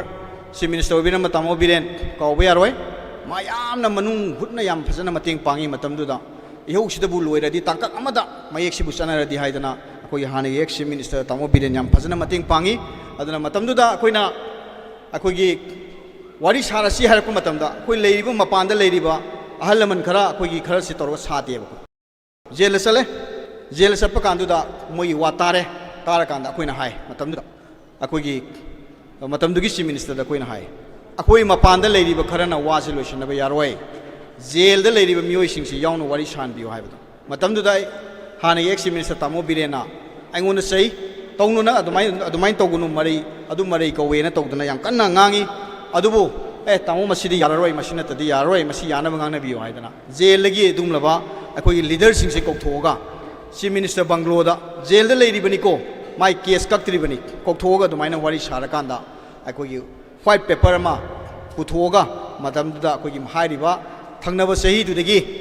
ꯑꯃꯨꯛꯇꯪꯗ ꯄꯨꯂꯞ ꯍꯧꯕꯗꯤ ꯌꯥꯔꯣꯏ ꯍꯧꯔꯁꯤ ꯀ꯭ꯂꯥꯁ 1, 2ꯁꯤ ꯍꯧꯔꯁꯤ ꯑꯗꯨꯒ ꯀ꯭ꯂꯥꯁ ꯃꯊꯪ ꯍꯥꯞꯀꯠꯂꯁꯤ ꯍꯥꯏꯗꯅ ꯃꯇꯝꯗꯨꯗ ꯑꯩꯈꯣꯏꯁꯨ ꯈꯪꯉꯤ ꯑꯃꯨꯛꯇꯪꯗ ꯀ꯭ꯂꯥꯁ 10 ꯐꯥꯎ ꯇꯝꯕ ꯌꯥꯔꯣꯏ ꯀꯣꯂꯦꯖ ꯐꯥꯎ ꯇꯝꯕ ꯌꯥꯔꯣꯏ ꯍꯥꯏꯕꯁꯦ ꯑꯩꯈꯣꯏꯁꯨ ꯈꯪꯉꯦꯕ ꯑꯗꯨꯕꯨ ꯀ꯭ꯂꯥꯁ 1, 2ꯗꯒꯤ ꯍꯧꯔꯅꯤ ꯃꯊꯪꯗꯒꯤ ꯃꯊꯪ ꯍꯥꯞꯀꯠꯂꯅꯤꯅ ꯍꯥꯏꯕꯤꯔꯛꯄꯗꯣ ꯃꯗꯨꯗꯒꯤ ꯑꯩꯈꯣꯏ ꯃꯌꯥꯝꯁꯤ ꯏꯍꯧꯗꯨ ꯃꯥꯏ ꯄꯥꯛꯑꯦꯅ ꯂꯧꯔꯀꯥꯟꯗ ꯉꯁꯤ ꯑꯣꯏꯔꯛꯏꯕ ꯐꯤꯕꯝꯁꯤꯅꯦꯕ ꯑꯗꯨꯅ ꯑꯩꯅ ꯍꯥꯏꯖꯅꯤꯡꯕꯁꯤ ꯑꯗꯨꯒꯨꯝꯂꯕ ꯑꯩꯈꯣꯏꯒꯤ ꯃꯤꯂꯥꯜꯁꯦ ꯁꯦꯝꯃꯛꯈ꯭ꯔꯤꯁꯤꯁꯨ ꯑꯩꯅ ꯉꯁꯥꯏ ꯍꯥꯏꯖꯕꯗꯣ ꯏꯁꯝ ꯁꯝꯅ ꯑꯩꯈꯣꯏꯁꯦ ꯄꯨꯟꯁꯤꯜꯂꯁꯤ ꯀꯥꯏꯅ ꯄꯨꯟꯁꯤꯟꯕ ꯅꯠꯇꯦꯕ ꯌꯥꯔꯔꯣꯏ ꯑꯩꯈꯣꯏꯁꯦ ꯆꯍꯤ 40-50ꯁꯦ ꯁꯨꯝ ꯂꯥꯛꯅꯔꯒ ꯂꯩꯔꯦ ꯌꯥꯔꯔꯣꯏ ꯑꯗꯨꯗꯤ ꯑꯩꯈꯣꯏ ꯄꯨꯟꯁꯤꯜꯂꯒ ꯂꯥꯟ ꯑꯃ ꯊꯦꯡꯅꯔꯁꯤ ꯍꯥꯏꯗꯅ ꯑꯩꯈꯣꯏꯒꯤ 2003ꯗ ꯁꯦꯝꯃꯒ ꯂꯥꯟꯁꯦ 2005ꯗꯒꯤ ꯍꯧꯈ꯭ꯔꯤꯅꯦꯕ ꯑꯗꯨꯅ ꯑꯁꯤꯒꯨꯝꯂꯕ ꯑꯩꯈꯣꯏꯒꯤ ꯌꯥꯝꯅ ꯁꯤꯡꯊꯥꯅꯤꯡꯉꯥꯏ ꯑꯣꯏꯔꯕ ꯑꯩꯈꯣꯏꯒꯤ ꯄꯨꯋꯥꯔꯤꯒꯤ ꯑꯗꯨꯒꯨꯝꯂꯕ ꯑꯩꯈꯣꯏꯒꯤ ꯀꯩꯅꯣꯗ ꯁꯅꯥꯒꯤ ꯃꯌꯦꯛꯅ ꯏꯗꯨꯅ ꯂꯩꯍꯧꯔꯒꯗꯧꯕ ꯃꯤꯂꯥꯜ ꯁꯤꯕ ꯅꯨꯃꯤꯠ ꯃꯌꯦꯛ ꯆꯠꯅꯈꯤꯕ ꯅꯨꯃꯤꯠ ꯑꯩꯈꯣꯏꯅ ꯀꯧꯐꯗꯦ ꯑꯗꯨꯅ ꯑꯩꯈꯣꯏꯒꯤ ꯃꯍꯩꯔꯣꯏꯁꯤꯡ ꯏꯟꯈꯠꯂꯛꯏꯕ ꯃꯌꯥꯝꯁꯤꯡꯅ ꯃꯌꯦꯛ ꯀꯃꯥꯏꯅ ꯆꯠꯅꯈꯤ ꯁꯤ ꯑꯣꯖꯥꯁꯤꯅ ꯀꯅꯥꯅꯣ ꯍꯥꯏꯕꯅꯆꯤꯡꯕꯁꯦ ꯑꯩꯈꯣꯏꯅ ꯇꯣꯏꯅ ꯑꯩꯈꯣꯏ ꯅꯤꯡꯁꯤꯡꯕ ꯑꯃ ꯆꯪꯉꯤ ꯑꯩꯈꯣꯏꯒꯤ ꯏꯟꯗꯤꯌꯥꯒꯤ ꯑꯗꯨꯒꯨꯝꯂꯕ ꯑꯩꯈꯣꯏꯒꯤ ꯃꯁꯛ ꯅꯥꯏꯕ ꯃꯌꯥꯝ ꯑꯃ ꯑꯩꯈꯣꯏ ꯃꯍꯩꯔꯣꯏꯁꯤꯡꯗ ꯇꯥꯛꯄꯤ ꯇꯝꯕꯤꯕꯗ ꯐꯣꯇꯣꯅꯆꯤꯡꯕꯗ ꯑꯩꯈꯣꯏꯅ ꯎꯠꯂꯤꯕ ꯑꯗꯨꯃꯥꯏꯅ ꯑꯩꯈꯣꯏꯅ ꯇꯣꯏꯅ ꯉꯁꯤ ꯑꯩꯈꯣꯏꯅ ꯇꯝꯃꯤꯕ ꯃꯌꯦꯛꯁꯦ ꯁꯨꯝꯕ ꯂꯨꯞ ꯑꯃ ꯂꯩꯔꯝꯃꯤ ꯁꯨꯝꯕ ꯑꯍꯜ ꯂꯃꯟ ꯃꯌꯥꯝ ꯑꯃ ꯂꯩꯔꯝꯃꯤ ꯍꯥꯏꯕꯁꯦ ꯑꯩꯈꯣꯏꯅ ꯇꯣꯏꯅ ꯑꯉꯥꯡꯁꯤꯡꯗ ꯇꯝꯕꯤꯕ ꯑꯃ ꯆꯪꯉꯤ ꯑꯗꯨꯅ ꯂꯣꯏꯁꯤꯟꯖꯔꯛꯄꯗ ꯑꯩꯈꯣꯏꯒꯤ ꯍꯧꯖꯤꯛꯁꯤ ꯀ꯭ꯂꯥꯁꯤꯀꯦꯜ ꯂꯦꯡꯒ꯭ꯋꯦꯖꯁꯤ ꯑꯣꯖꯥ ꯉꯁꯥꯏ ꯑꯩꯈꯣꯏ ꯑꯣꯖꯥ ꯔꯣꯃꯦꯟ ꯂꯥꯗꯦ ꯑꯣꯖꯥ ꯔꯣꯃꯦꯟꯁꯨ ꯂꯩꯕꯤꯔꯦ ꯑꯣꯖꯥ ꯔꯥꯙꯥꯀꯥꯟꯇꯅꯁꯨ ꯑꯩꯈꯣꯏꯒꯤ ꯂꯦꯡꯒ꯭ꯋꯦꯖ ꯗꯦꯒꯤ ꯃꯥꯡꯑꯣꯏꯅꯅ ꯍꯥꯞꯄꯤꯔꯛꯈ꯭ꯔꯦ ꯑꯗꯨꯅ ꯀ꯭ꯂꯥꯁꯤꯀꯦꯜ ꯂꯦꯡꯒ꯭ꯋꯦꯖꯁꯤꯁꯨ ꯑꯩꯈꯣꯏ ꯃꯤꯂꯥꯟꯅꯁꯨ ꯈꯔ ꯀꯟꯅ ꯃꯁꯤꯁꯨ ꯑꯩꯈꯣꯏ ꯍꯣꯏ ꯍꯟꯗꯛ ꯆꯍꯤꯁꯤ ꯃꯅꯨꯡꯗꯕꯨꯗꯤ ꯊꯥꯅꯦꯅ ꯍꯥꯏꯔꯦ ꯃꯁꯤꯁꯨ ꯑꯩꯈꯣꯏ ꯈꯔ ꯈꯤꯇꯪ ꯍꯦꯟꯃꯜꯂꯕꯅꯤ 2020ꯗ ꯑꯩꯈꯣꯏꯒꯤ ꯃꯅꯤꯄꯨꯔꯒꯤ ꯅꯤꯡꯊꯧ ꯑꯩꯈꯣꯏꯒꯤ ꯔꯥꯖ꯭ꯌ ꯁꯚꯥꯒꯤ MP ꯑꯣꯏꯕꯤꯔꯝꯕꯅ ꯃꯥꯒꯤ ꯑꯍꯥꯟꯕ ꯄꯥꯔꯂꯤꯌꯥꯃꯦꯟꯒꯤ ꯐ꯭ꯂꯣꯔꯗ ꯄꯨꯈꯠꯈꯤꯕ ꯀ꯭ꯂꯥꯁꯤꯀꯦꯜ ꯂꯦꯡꯒ꯭ꯋꯦꯖꯁꯤ ꯍꯧꯖꯤꯛ ꯐꯥꯎꯕ ꯊꯥꯗꯅ ꯂꯩꯕ ꯍꯥꯏꯕꯁꯦ ꯌꯥꯝ ꯏꯀꯥꯏꯅꯤꯡꯉꯥꯏꯅꯦꯕ ꯃꯁꯤꯒꯤ ꯀꯥꯟꯅꯕ ꯃꯌꯥꯝ ꯊꯦꯡꯅꯕꯤꯔꯝꯃꯅꯤ ꯒꯨꯒꯜꯗ ꯌꯦꯡꯕ ꯃꯇꯝꯗ ꯂꯣꯟꯁꯤ ꯑꯩꯈꯣꯏꯒꯤ ꯂꯣꯟꯁꯤ ꯀꯟꯅꯕꯒꯤꯗꯃꯛꯇ ꯂꯣꯟꯁꯤ ꯆꯥꯎꯈꯠꯅꯕꯒꯤꯗꯃꯛꯇ ꯏꯟꯗꯤꯌꯥ ꯒꯣꯚꯔꯟꯃꯦꯟꯠꯒꯤ ꯃꯤꯅꯤꯁꯇ꯭ꯔꯤ ꯑꯃꯅ ꯃꯇꯝ ꯑꯩꯈꯣꯏꯒꯤ ꯕꯖꯦꯠ ꯑꯃ ꯑꯦꯂꯣꯀꯦꯠ ꯇꯧꯔꯒ ꯊꯝꯗ꯭ꯔꯣꯕꯅꯦꯕ ꯑꯩꯈꯣꯏꯒꯤ ꯏꯟꯇꯔꯅꯦꯁꯅꯦꯜ ꯑꯦꯋꯥꯔꯗꯤ ꯃꯌꯥꯝ ꯑꯃ ꯂꯣꯟꯁꯤꯒꯤ ꯃꯔꯝꯗ ꯃꯌꯥꯝ ꯑꯃ ꯑꯩꯈꯣꯏ ꯆꯠꯄ ꯌꯥꯔꯗꯧꯕꯅꯦꯕ ꯑꯗꯨꯅ ꯑꯩꯈꯣꯏꯒꯤ ꯇꯨꯡꯗ 2024ꯗ ꯑꯁꯥꯝꯒꯤ ꯆꯪꯈ꯭ꯔꯦ ꯑꯗꯨꯅ ꯑꯩꯈꯣꯏ ꯃꯁꯤ ꯄꯟꯊꯔꯒ ꯂꯩꯕꯁꯦ ꯃꯁꯤ ꯑꯩꯈꯣꯏ ꯃꯤꯂꯥꯟꯅꯁꯨ ꯈꯔ ꯃꯁꯤ ꯁꯦꯟꯅꯕꯤꯕ ꯍꯥꯏꯕ ꯇꯥꯏ ꯑꯗꯨꯅ ꯃꯁꯤꯁꯨ ꯑꯩꯈꯣꯏ ꯃꯥꯏ ꯄꯥꯛꯅꯕ ꯍꯣꯠꯅꯅꯤꯡꯉꯤ ꯑꯗꯒꯤ ꯑꯃꯅ ꯑꯩꯈꯣꯏꯒꯤ ꯀꯔꯦꯟꯁꯤ ꯅꯣꯠꯇ ꯑꯩꯈꯣꯏ ꯑꯩꯅ ꯅꯤꯡꯊꯧꯒ ꯆꯠꯃꯤꯟꯅꯖꯔꯝꯕꯅꯤꯅ ꯂꯣꯟ ꯃꯌꯦꯛꯁꯤ ꯈꯔ ꯇꯣꯏꯅ ꯇꯥꯟꯅꯔ ꯄꯨꯊꯣꯛꯆꯩ ꯀꯔꯦꯟꯁꯤ ꯅꯣꯠꯇ ꯍꯧꯖꯤꯛ ꯑꯩꯈꯣꯏꯒꯤ ꯃꯌꯦꯛꯁꯤ ꯍꯥꯞꯄ ꯌꯥꯔꯕꯅꯤ ꯗꯤꯖꯥꯏꯟ ꯀꯃꯤꯇꯤ सेमग्रबनी मथंगी नोट नमक मतमदा अखोगी मयेक से कदाई वाइदा हाकनी करम मोंग डिजाइन तौनी हाइदन सेम लोइरबनी मसिसु अखोगी मिलाना खरा कन्ना होनबीरकांदा मरी लेनबसिंगदा मदैदुदा कोइना सी इबनी खंगदे उनबीबनी खंगदे तौरकांदुदा मदैदुदा कोइ पुन्न होनमिनबा अम संगी अदुगा अमना अखोई हुजिक अंगांग महिरोय मयाम अमा मास्टर लोइबा अदि ग्रेजुएट लोइबा खोपा मयाम अमसु थोले अदुना सेक्रेटरीता नतगना ऑफिस अमदा अखोइना मितै मयेकना एप्लीकेशन इबसे मसी अखोइ खरा होमिनबम संगी मसिदा मपानदगी लाइबा ब्यूरोक्रेट ऑफिसर सिंह डिपुटेशन दा लाइबा प्रोबी दा लाइबा मयाम सिंह से अखोइगी तंगाय मक फदना हुजि आई इसा नुपी नत्रगना आई इसा से अखोइ से आई अतोप स्टेट अमदा आई जे सर्विस अमगी आई चटकदोरे डिपुटेशन दा नत्रगना आई कनो अमगी प्रमोशन गी आई प्रोबी अम चटकदोरे आई मफम दुदा लेरिबा लोन मयेक तमदबा यादे अदुमाइन तौदना अखोइ सिदा लाइबा ऑफिसर मयाम सिंह से अखोइ मसेन बुदी तंगाय फदना एप्लीकेशन दो लौरनी अदुगा मा पाबसु थोप यारे हुजिति अखोइ मयेक तम बाइबसि याम अरुब नतबनिना पागिबे याय अदु लाइबा मपानदगी मयाम सिंह अखोइ ओइबा मय अम लei सिनसु इबा याय अदु रगदे आई सी हैतबा यादे हाइबसे अखोइ स्टेट एकेडमी ऑफ ट्रेनिंग न तोहनगद्रा मदैदुदा अखोइ लाइबा मपानदगी लाइबा आई ऑफिसर सिंह मयाम सिंह सिसु अखोइना मयेक सि खंगनबा तमनबा मथौ ताई अदुना लोइसनजरपदा अखोइ मयाम मसिगी फिल्म से ओरंगनबो होनबदा मिलाल से होनबदा मयेक से चननबो होनबदा अखोइगी वामिनरखिबा लम याम यरखिबा मयाम सिंह सु अखोइना कौफदे लोइनना अखोइ पुनमगना अखोइ मयामनदी फुंग फुंगना खंगबा अदुबु इसिंग मनुंगदा लेबा मखोन थोक्तबा अखोइगी अदुमलबा थौना फाबा मयाम अमसु लेरिको सिगी मरक्ता अखोइ नहानगी अखोइगी मिलालगी फाउंडेशन डे की अगस्त 9 दा अखोइगी लाना थोरम ताबनी ISTB की तामो BKC मयाम ISTB की तामो BKC आइगा तीनजरपसी सही कुनमरी कुमंगा मुसुरे आइगा सुम तीनरमदगी मयाम मतंग तौदना ताबिके हाइबसी अखोइगी मयांगी थबक तौरिबा लूप अमदी अखोइगी लेरिबा अरापा अनको मयामसिना तामो BK हाइबसी ममिंग यामना खंगनरपा अदुबु आइगा तीनजरपसु लोल मयेक्तगी तीनजरक्तना माना ICTB लेरिंगनि तीनजरपदुना तामो BK सिसु अखोइना काउबा यादबा मयेक से सफलनबो होनबदा अखोइना अदुमलबा यामना अखोइगी कय हाइतारे पांगल ओगिबा अखोइना मतेंग पिगिबा दुम नुपामने अदुना हाइरिबा मयाम सिंगसे अखोइना मतम चुपदा निंगसिंग मिनरगा अखोइगी लोन मयेक सि सफलनबो होनबदा अखोइ पुन्ना होनमिनसि हाइबा वाइ खरसि थमजरगा मयाम पुनमुक्तगी तेजिनजरी खुरुमजरी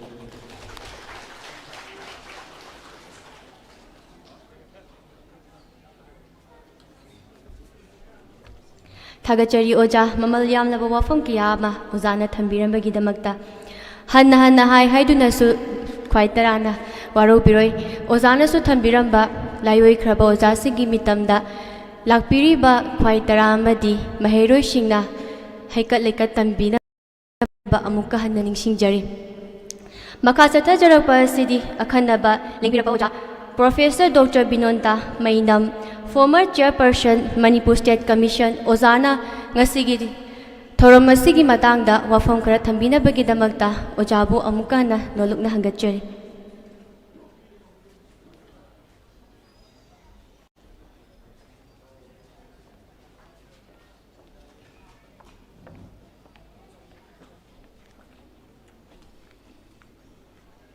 Pumnamakpu khuramjari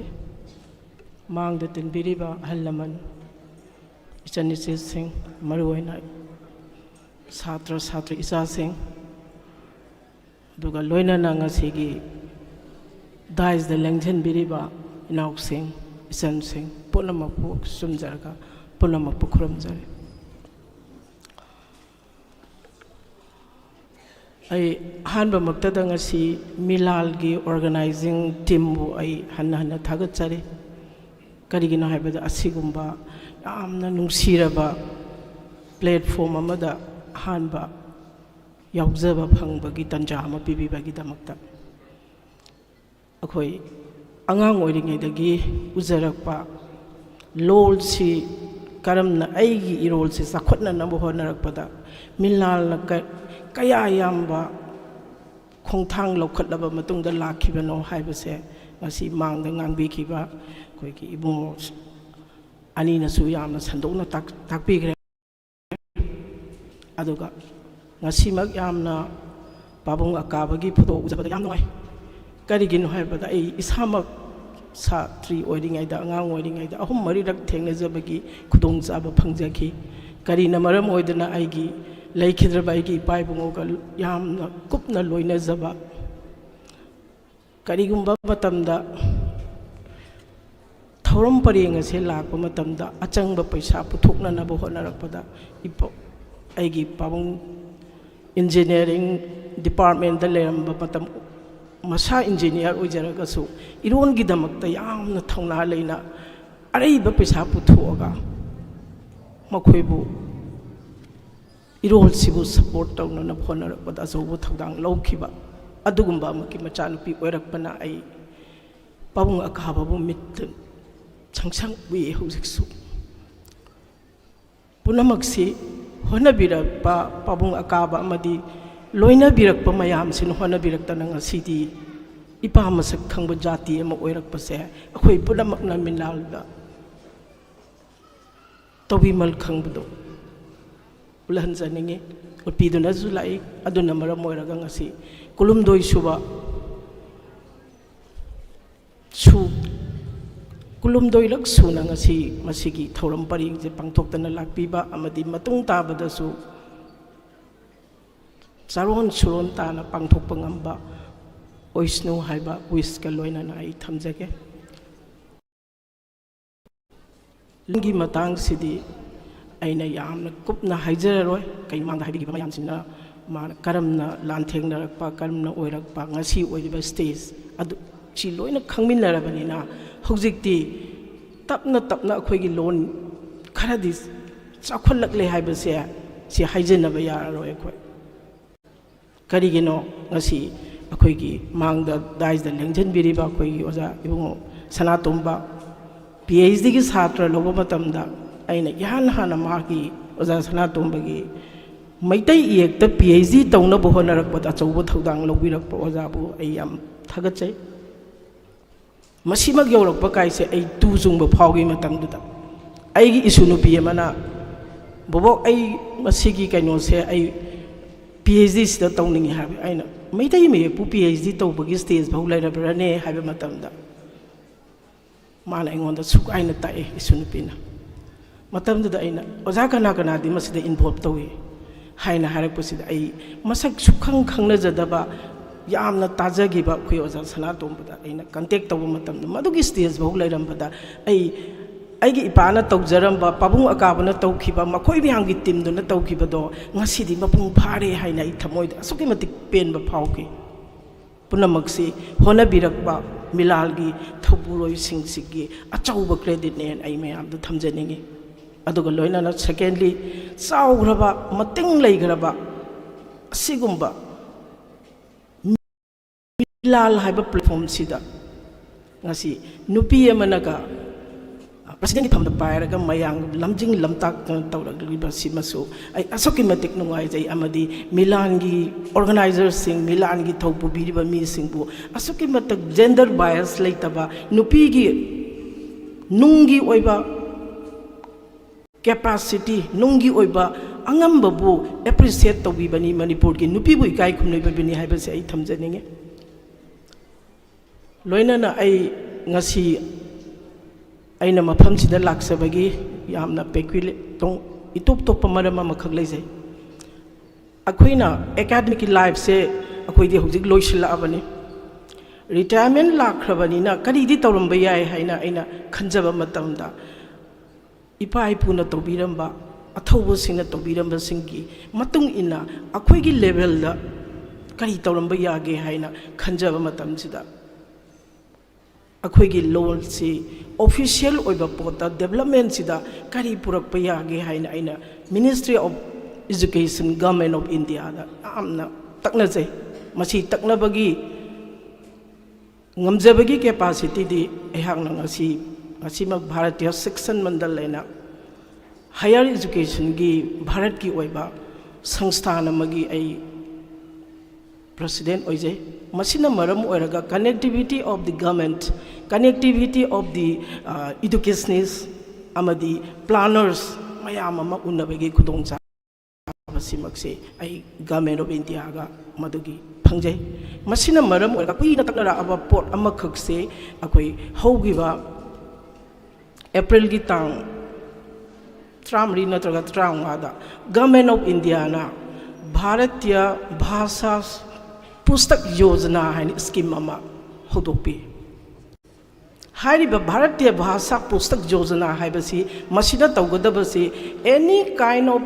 कोई सोथरबा अमदी माइनॉरिटी द लेबा लोन सिंगसे करमाइ तौदना सखोथनगदगे हाइबसिगी पांदमनी मसीदा पुथोरइबसे मसीगी मनुंगदा चावरबा भारत की लेबाक स्टेट कुनिपान लेरिबा टेरिटोरी लेबा सिंगसिगी मनुंगदा स्टेट मंगा खक हाना खंगतलगा लोन से चाखोथननबा लेरमद आइबा ओइना लेरमदबा लाइक पुना इबा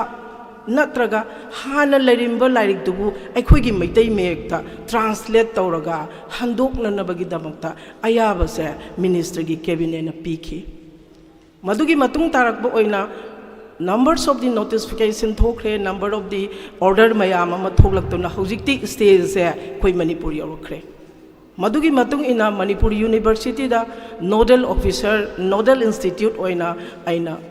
अखोइना सिंजरगा मसे नोडल इंस्टीट्यूट ओइना मणिपुर यूनिवर्सिटी दा मसेगी लैंग्वेज सी original right of and the translation अखोइगी मैतै मेक्ता हनगदोइने अमदी इगदोइने मकरम करम लाइरिक ना अखोइगी लेतब लाइरिक ना अखोइना ओरिजिनली इगनी अदुगा लेरंब लाइरिक सिंगबुना अखोइगी मैतै लोंदा मैतै मयेक्ता अखोइ इननबगी थरांगसे हौजिक यामना मपुंग फाना सेम्बा लोइसले हाइबा ताइ थबक हौगदबगी दमकता हौजिक लागलेबा तांग 38 दा यहा मिनिस्ट्री की कौबीरक्तना मीटिंग अमगा लोइनना अखोइ फाइनलाइजेशन से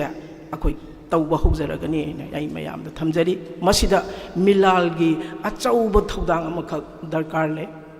करिनो अखोइ इसा से लाइरिक हैरे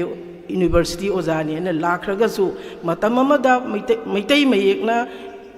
चिठी इदना वारी मचा इदना फोंगंबदो मतंगी खोंलै मतकुइना सुम सिजनगिदबदगी अकाउ परे चनिग्रबनी अखोइना हौजिक लाइरिक अम इबैसे ओइथोकते अदु ओइतारगदी हौजिक इंखलक्लिबा नहा खुदम ओइना हाइबद ओजा सनातोंबा ओजा रोमेश मयामना खरा ममिंग पनबिरे ए मैतै मयेकसिदा हेना गाइडेंस पीबदा तौननबा हाइदना मखोइ मयाम अमदी मिलाल से तानरगा अखोइगी ओइना फंगदब साक्थुंगसी अखोइना पाथोकपदा लाख अनि मखाई ओवरऑल इंडिया दा लाख अनि मखाई लाइरिक इबा एंड द ट्रांसलेशन तौबा हाइना ऑर्डर थोइबसिगी मनुंगदा अखोइ मणिपुर की ओइना लाइरिक चंगादी इबा नत्रगा ट्रांसलेट तौबसे अखोइगी पॉपुलेशन की मतुंगिना थुंगे अखोइना पाथोकपद अना लाइरिक मंगा से सही अहुमसिगी मनुंगदा मैतै मयेक्ता ओरिजिनल राइट अप और ट्रांसलेशन लाइक चंगा से सही अहुमगी मनुंगदा मैतै मेक्ता पुथोक चंबा हाइबसे अखोइगी भारतीय शिक्षण मंडल की पांदमने मसिदा मिलाल की थौ पुबिरिबा अमदी मरुओइना इसासिंग मांगदा लेबिरिबा मैतै मेकबु खुलोइरबा मसैसिदा ज्ञान करिकरा मयाम से ताकनबैदमक्तदि अखोइ यूनिवर्सिटी की ओजा सनातोंबा ओजा रोमेश होय आइना खंगदबा मयाम सु लेरंगनी अखोइना हाना मिंग बिजगिबसे मोइ सिंजे तानरगा करम करम लाइक लखसिगे करम लाइक ना अखोइ ट्रांसलेट तौसिगे अदुगा लेतबा लाइक करम ओरिजिनली राइट अप तौसिगे हाइबसे अखोइ तानरगा अथुबा मतमदा पुथोकननबसे सेप्टेम्बर की लोइदर भौगी मनुंगदा अखोइ रेडी द लेजरे अखोइ state coordination committee of the development of the Manipuri Mayek development की दमकता कोऑर्डिनेशन कमिटी सेंबिग्रे मदुगी ख्वाइदगी चेयरमैन सिना vice chancellor of the Manipur university and DM university and cultural university की अहुमसी अखोइना चेयरमैन की कोऑर्डिनेशन कमिटी सिदा थमजरगा तोंगानबा लम अहुम खक्ता खुई हाना पाइखसगनी मदुदी साइंस एंड मैथमेटिक्स अनि सुबदा कल्चर एंड लिटरेचर अहुम सुबदा साइंस साइंस हेना मरु अइना एग्रीकल्चर साइंस दा हेना एम्फेसाइज तौजननबगी अखोइ वारेपनबा लै अना मसी पुनमक्सी ऐ मयामदा पौदम जनिंगबने लोइनना मा लेबिरीब इचासिंग इसूसिंग थमोय हेना अखोयगी लोनजिबु चाखुतहनिंगबसिंगसी मिलालगी तुंग इनबिरे हारगा करी तौबा याबगे करम तौसिगे कायना हाइबसे अखोय भारतीय शिक्षण मंडल अमदी कोऑर्डिनेशन स्टेट कोऑर्डिनेशन कमिटी की अखोय तरा मरीना साजबनी मदुदा यावरिबसिंगसे अयाम senior officer professor ngaktani sigi matung inbiraga milana madugi guidance pibiraga अखोई मसीगी लाइक चंगा सी सही अहम सिगी मतुंगदा इहान हानबो इन पुथोगा मखा ताबसो अदुमक कंटिन्यू तौगदबा अदुगुम मखलगी स्कीम नि अइना मरुइना मसी याम कन्ना तानजबै मरमदि कइगिनो हाइबदा कनागुंबा अमना लाइक अम इबा मतमदा असुकि मतिक टाइम मनी मतम पैसा लेबर मयाम से संगकपनिना फाइनेंशियल फंडिंग याउदना लाइक अमा इननब होटनबा अराइब नते इसाजु लाइक मरी मंगा पुथोकजग्रबनिना लाइक अमा इबदा कयाम वागे ऑथर अमना कयाम सफर तौगे हाइबसे मसिगी दमकता फंडिंग से गवर्नमेंट ऑफ इंडिया दगी लौथजबने अना हाइब पुनमक से मफम चाना मिसक चाना अदुगा मसिगी थबक से तौरकना होना जबदा असुके मतिक ट्रांसपेरेंट ओइगनी करिगिन हाइदा सागी कोई वंगांग लोई खरना पनबीगिबा ओजा नत्तबन ओजा ओइरकपा कंटेंट याउदना ओजा ओइरकपा मयाम से मसिदगी नानथोकनबा असेंगबा लोनबु नुंसीजबा अमदि लोनबु मयेक ताना खंगबीबा मीदा अखोई सोइद मसिगी कंट्रीब्यूशन से अखोई पीनबा होना जगनी अदुना मयांगी सपोर्ट अमदि मिलालगी सपोर्ट ओजा सिंगी सपोर्ट से अखोई भारतीय शिक्षण मंडल तौबीरगा अखोई लोल से चाखुननब होनबदा पोट ओइना पुथोहबा हाइबसे लेंद्रबा पोट अमु ओयगुदबनिना मसे तौमिनसी हाइबसे आई मयांगी मफमदा थमजरी अनीसुबदा साई अखोई बुंगो सिबदित लोवांग ओइना सु हाइबीबा हाना सु हाइबीगिबा थबक अमा तौरकपा मतमदा लीडर रेसे याम दरकार ले लीडर अमना फरगदी थबक तो थूना फंगे अमदी अकाई अतो याउदना साइड की फत्तबा नेगेटिव इम्पैक्ट मैम याउदना अखोई फंगे अदुबो अखोइना ngasi फंगिबा चाइना से थेंग मैम से करी दौबदगिनो अखोइगी पॉलिटिकल लीडर फत्तबदगिनी हाइबसे अखोई पुनमकना खंगमिनरबो वाफमनि अदुबो खंगना खंगना ngasi अखोई प्रजाना कैदवे वारी लाइरिक फजना खंबा मणिपुर बु नुंसीबा मी अमतबु अखोइगी लीडर ओइना थागलवा असेंबली द मी हुंबु फमी बसे कनाना थागलपनो मांग द तिनबिरिबा प्रजा अखोइना थागतपने अदुना at the time of the election की मतमदा हंदक्ति असोक साथीबा चाइना फंग्रबा सही तरेट खुंताकपदगी हेना वाग्रबा अखोइसे अमुकना चाइना फंगदरोइसी हाइतारगदी मणिपुर अफब लीडर अदोम अदोम की कॉन्स्टिट्यूएंसी अफब लीडर लाइरिक लाइसु हैबा मसिदा लाइरिक लाइसु हैबा हाइदना सुपनादगी MA BA दुबु नतेको Manipur numbers of MAs number of PhD content याउदबा क्वालिटी याउदबा नंबर मयाम अमा अखोई ओजा होने सही नि फुलरकपनिना अखोई खंगजै अदुना मतिक चाना मनुंग थिना मरैबाक पुनुसीबा अदगी मागी सब्जेक्ट मैटर फजना खंबा मणिपुर की हिस्ट्री फजना खंबा मणिपुर की इकोनॉमी फजना खंबा मणिपुर कदाइदा लेरिगे करम फिबमदा लेरिगे हाइबसे खंबा मयामनदी खंबिरमोय हौजिक मणिपुर से सेंदोन ख्वांग कोइरबा अदुगुंबा इमा लेबाक मने सेंदोन ख्वांग कोइरबा अदुगिसु मथक्ता अखोइना ngasi हिंगिबसे नीरगा जाबने अखोय We belongs to the sponsor economy. अखोइना नोंगामदगी नुमिताबुक सैरिबा सेंटर से सीना पैसा पिथरकद्रगदी होरे नुंगांग चाक थोंगै लेरोइदबा अदुगुम मखलगी स्टेट अम ओइरबने अखोइसे यस बसिदा हाइबिरकपा याय नि खरना मदु हेनमल्लेना नो मणिपुर ओनली 10% खतने हैंड टू माउथ हिंगदबा अतैदी 90% दी ngasi बाजार दा तोलो 10% ना तोलो फंगतब मतमदा अखोइगी बाजार करी ओइगे येंबियो अदुना स्पॉन्सर इकोनॉमी अमदि हिंगिबा अखोइसे सस्टेनेबल डेवलपमेंट अमा पुरके हाइबा तारगदी अफबा लीडर संगी अमदि इसागी होनजमन इसागी होनबा हाइबा म संगेबा नीरगा सागे मतलगा सागे नत्रगा लौसिंग दौरगा लौथोगा सागे हाइबा वाखलोन से ꯂꯩꯕꯤꯗ ꯂꯣꯏꯅꯅ ꯂꯥꯛꯀꯗꯧꯔꯤꯕ ꯏꯂꯦꯛꯁꯟꯗ 27 ꯑꯣꯏꯕ ꯌꯥꯏ 29 ꯑꯣꯏꯕ ꯌꯥꯏ ꯑꯐꯕ ꯂꯤꯗꯔ ꯈꯟꯕꯤꯔꯛꯑꯣ ꯑꯗꯨꯏꯗꯤ ꯃꯌꯥꯏ ꯇꯥꯡꯕꯜꯗ ꯐꯝꯕꯤꯔꯤꯕ ꯃꯈꯣꯏ ꯍꯨꯝꯕꯨꯁꯤꯅ ꯗꯦꯁꯤꯖꯟ ꯂꯧꯒꯗꯕꯅꯤ ꯅꯈꯣꯏ ꯑꯩꯈꯣꯏꯅ ꯁꯤꯗ ꯆꯦꯜꯂꯤꯕ ꯆꯣꯡꯉꯤꯕ ꯄꯨꯝꯅꯃꯛꯁꯦ ꯑꯔꯣꯏꯕꯗꯗꯤ ꯀꯅꯥꯅ ꯗꯦꯁꯤꯖꯟ ꯂꯧꯒꯅꯤ ꯗꯦ ꯑꯥꯔ ꯗ 60 ꯃꯈꯣꯏ ꯍꯨꯝꯕꯨꯁꯤꯅꯦꯕ ꯃꯈꯣꯏ ꯍꯨꯝꯕꯨꯁꯤꯅ ꯃꯊꯣꯡ ꯆꯥꯔꯛꯇꯕ ꯃꯇꯝꯗꯅꯦ ꯉꯁꯤ ꯑꯩꯈꯣꯏꯒꯤ ꯂꯩꯕꯥꯛꯅ ꯁꯐꯔ ꯇꯧꯔꯤꯕꯁꯦ ꯁꯐꯔ ꯇꯧꯔꯤꯕꯁꯤꯒꯤ ꯃꯦꯟ ꯚꯦꯂꯨꯗꯤ ꯀꯅꯥꯅꯣ ꯅꯍꯥꯛꯅ ꯂꯨꯄꯥ 2,000ꯒꯤ 5,000ꯒꯤ 10,000ꯒꯤ ꯂꯧꯔꯒ ꯊꯥꯗꯈꯤꯕ ꯑꯗꯨꯒꯨꯝꯕ ꯅꯍꯥꯛꯀꯤ ꯑꯦꯗꯜ ꯐ꯭ꯔꯦꯟꯆꯥꯏꯖ ꯇꯧꯔꯤꯕ ꯊꯥꯗꯈꯤꯕ ꯚꯣꯠꯇꯨꯅꯅꯦ ꯉꯁꯤ ꯑꯩꯈꯣꯏ ꯑꯣꯏꯔꯛꯏꯁꯦ ꯑꯗꯨꯅ ꯂꯨꯆꯤꯡꯕꯗ ꯑꯩꯈꯣꯏ ꯇꯥꯏꯅꯕ ꯇꯣꯛꯁꯦ ꯍꯧꯖꯤꯛ ꯂꯨꯆꯤꯡꯕ ꯀꯅꯥꯅ ꯁꯦꯝꯃꯤ ꯄ꯭ꯔꯖꯥ ꯑꯩꯈꯣꯏꯅ ꯁꯦꯝꯕꯅꯦ ꯑꯗꯨꯅ ꯍꯟꯗꯛꯇꯤ ꯑꯅꯧꯕ ꯃꯔꯩꯕꯥꯛꯄꯨ ꯅꯨꯡꯁꯤꯕ ꯑꯩꯈꯣꯏꯒꯤ ꯍꯤꯁꯇ꯭ꯔꯤꯕꯨ ꯐꯖꯅ ꯈꯪꯕ ꯇꯨꯡꯒꯤ ꯃꯤꯔꯣꯜꯒꯤꯗꯃꯛꯇ ꯐꯥꯔꯁ ꯁꯥꯏꯇꯦꯠ ꯑꯣꯏꯕ ꯚꯤꯖꯟꯅꯔꯤ ꯈꯔꯗꯤ ꯑꯩꯈꯣꯏ ꯊꯥꯒꯠꯐꯝ ꯊꯣꯛꯂꯦ ꯍꯥꯏꯕꯁꯦ ꯑꯩ ꯃꯌꯥꯝꯗ ꯊꯝꯖꯅꯤꯡꯉꯤ ꯀꯩꯒꯨꯝꯕ ꯊꯥꯒꯠꯄꯤꯔꯛꯇ꯭ꯔꯕ ꯄꯨꯟꯁꯤ ꯆꯨꯞꯄ ꯑꯗꯨꯝ ꯋꯥꯗꯅ ꯂꯩꯕꯤꯕ ꯇꯥꯕ ꯑꯗꯨꯅ ꯃꯁꯤꯒꯤ ꯗꯦꯁꯤꯖꯟꯁꯦ ꯃꯨꯟꯅ ꯂꯧꯕꯤꯔꯒ ꯂꯝ ꯈꯨꯗꯤꯡꯃꯛꯇ ꯑꯦꯁꯄꯦꯛ ꯈꯨꯗꯤꯡꯃꯛꯇ ꯑꯩꯈꯣꯏ ꯆꯥꯎꯈꯠꯀꯦ ꯍꯥꯏꯔꯒꯗꯤ ꯑꯩꯈꯣꯏꯒꯤ ꯑꯦꯁꯦꯝꯕ꯭ꯂꯤꯒꯤ ꯃꯤꯐꯝꯗ ꯐꯝꯂꯤꯕ ꯃꯈꯣꯏ ꯍꯨꯝꯕꯨꯁꯦ ꯃꯈꯣꯏꯅ ꯂꯦꯞꯀꯗꯕꯅꯤꯀꯣ ꯃꯈꯣꯏꯒꯤ ꯁꯣꯏ ꯃꯈꯥꯗ ꯆꯠꯀꯗꯕꯅꯤꯀꯣ ꯍꯥꯏꯕꯁꯦ ꯑꯩꯈꯣꯏ ꯈꯪꯕꯤꯒꯗꯕꯅꯦ ngasi phami basu ngarang phamam basu tungda phamakadabasu aduna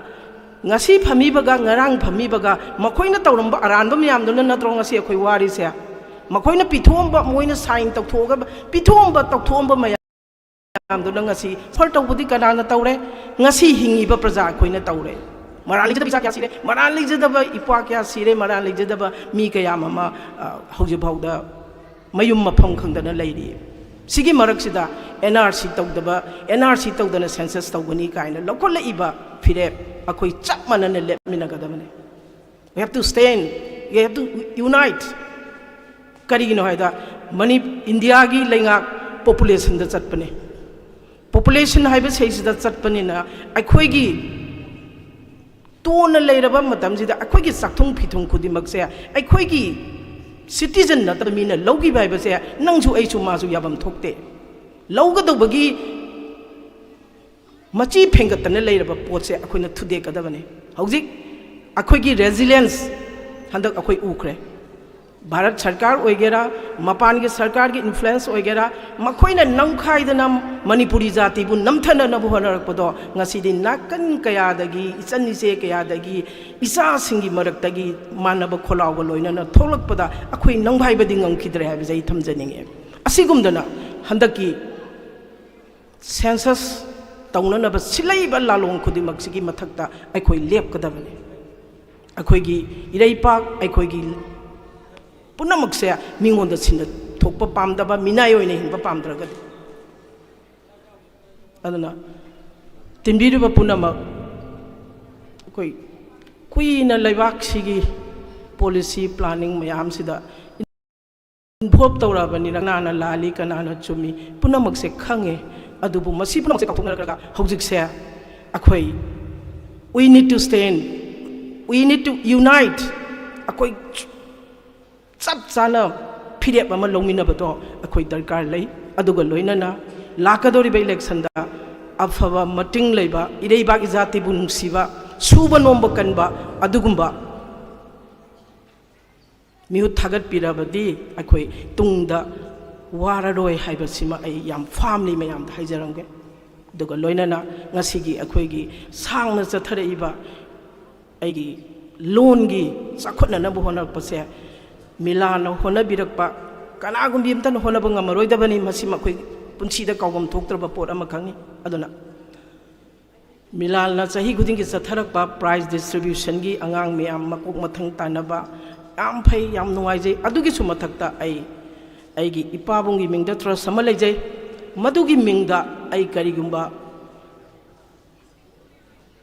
historical over write up amakak mangaroidaba tungi mirona sijanaraga hena sana onkhalakadabagi phibam da leigadoba lairik amakhatang historical political history oigera economic history oigera masi ai isadi economics oijabanina economic history of Manipur ai putho hanjaninge karina miyoibane hingbase politics ngakta ju hingde Saraga hingbanina chaba is related to economy aduna economic history ibang ngamgadaba ancient medieval amadi modern ahummak se phase naina khaidoga ibang ngambigadaba adugumba milal gi maikai dagi puthok piraga madugi damakta full sponsorship se aigi trust ki maigai dagi thamjana naba irol bu sakhatna ba nungsine basi ai hena tung tana tham jaba ngamna bagi pandamda ai mayam da ngasi ai lauthok jaramge 5 lakhs for those who can write economic history of Manipur Kanglaipa ancient medieval amadi modern hairiba lairik ahum se akhoi maitai meyekta with authentic data chumnagi pangi isanba nate ko aina haijari se karigino haibada hairiba lairik se textbook ohora doini course book ohora ga doini reference book oiga doini masi ai ngasi milalgi maikaida ai thamjabagi ayaba to pinabiyo ai within 2 years ki manungda lairik ahum se puthok pangamgadaba ama khatanadi masi puthok wagani yamna authentic oigadaba landaba data sijannabigadaba proper research guidance tawraga sijannaga tawbigadabani na mase 2 to 3 years ki manungda puthok pi matamda aigi laikhidraba ipabungi mingda leijaba trust ki mai kaidagi ai 5 lakhs funding tawjaraga masi puthok piu haijabaga loinaina ai pulama pukhuramjai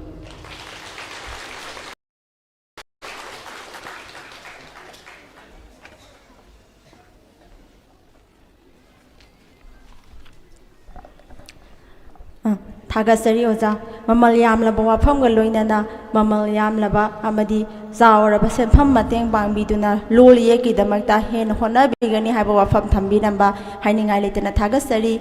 amadi ngasi wangang loisingna wafam thambibasigi marak thacharaga khaurangna ngaibiriba amadi soktharaba angangsinggi khajiktang pungning te khasahanbaga loinana ngasigi mamangda habdi haukiba August ki seisat anida pangthok sakhiba kun suba laiba ki thakta pangthok sakhiba maitai mayeki mahairoi singi athoi ahen sangdam na bagi mana mathum adu yenthokpagi tanja du lobjage ngasigi mana yenthokpagi ahan basida ahan ba thakta ge hawjaraga ahan ba thaki 15 suba mafam tabi khraba Taurang tawduna laibinaba ningsingjari Des Kishore Ningthaujam 13 suba mafam tabi khraba Khoirom Zerinda Devi 16 suba mafam tabi khiba Kiam Lingzen Thoiba Singh 12 suba mafam tabi khiba Mangan Thoi Luwang mana sing asibu pibinabagi damakta kausinjari mayai tangbada lengshin biriba Yumkhaibam Surjit Kumar Khuman President Harikon ikai khumna jaribu ojabu angang sing asigi mana yenthokpina bagidamukta ningsingjari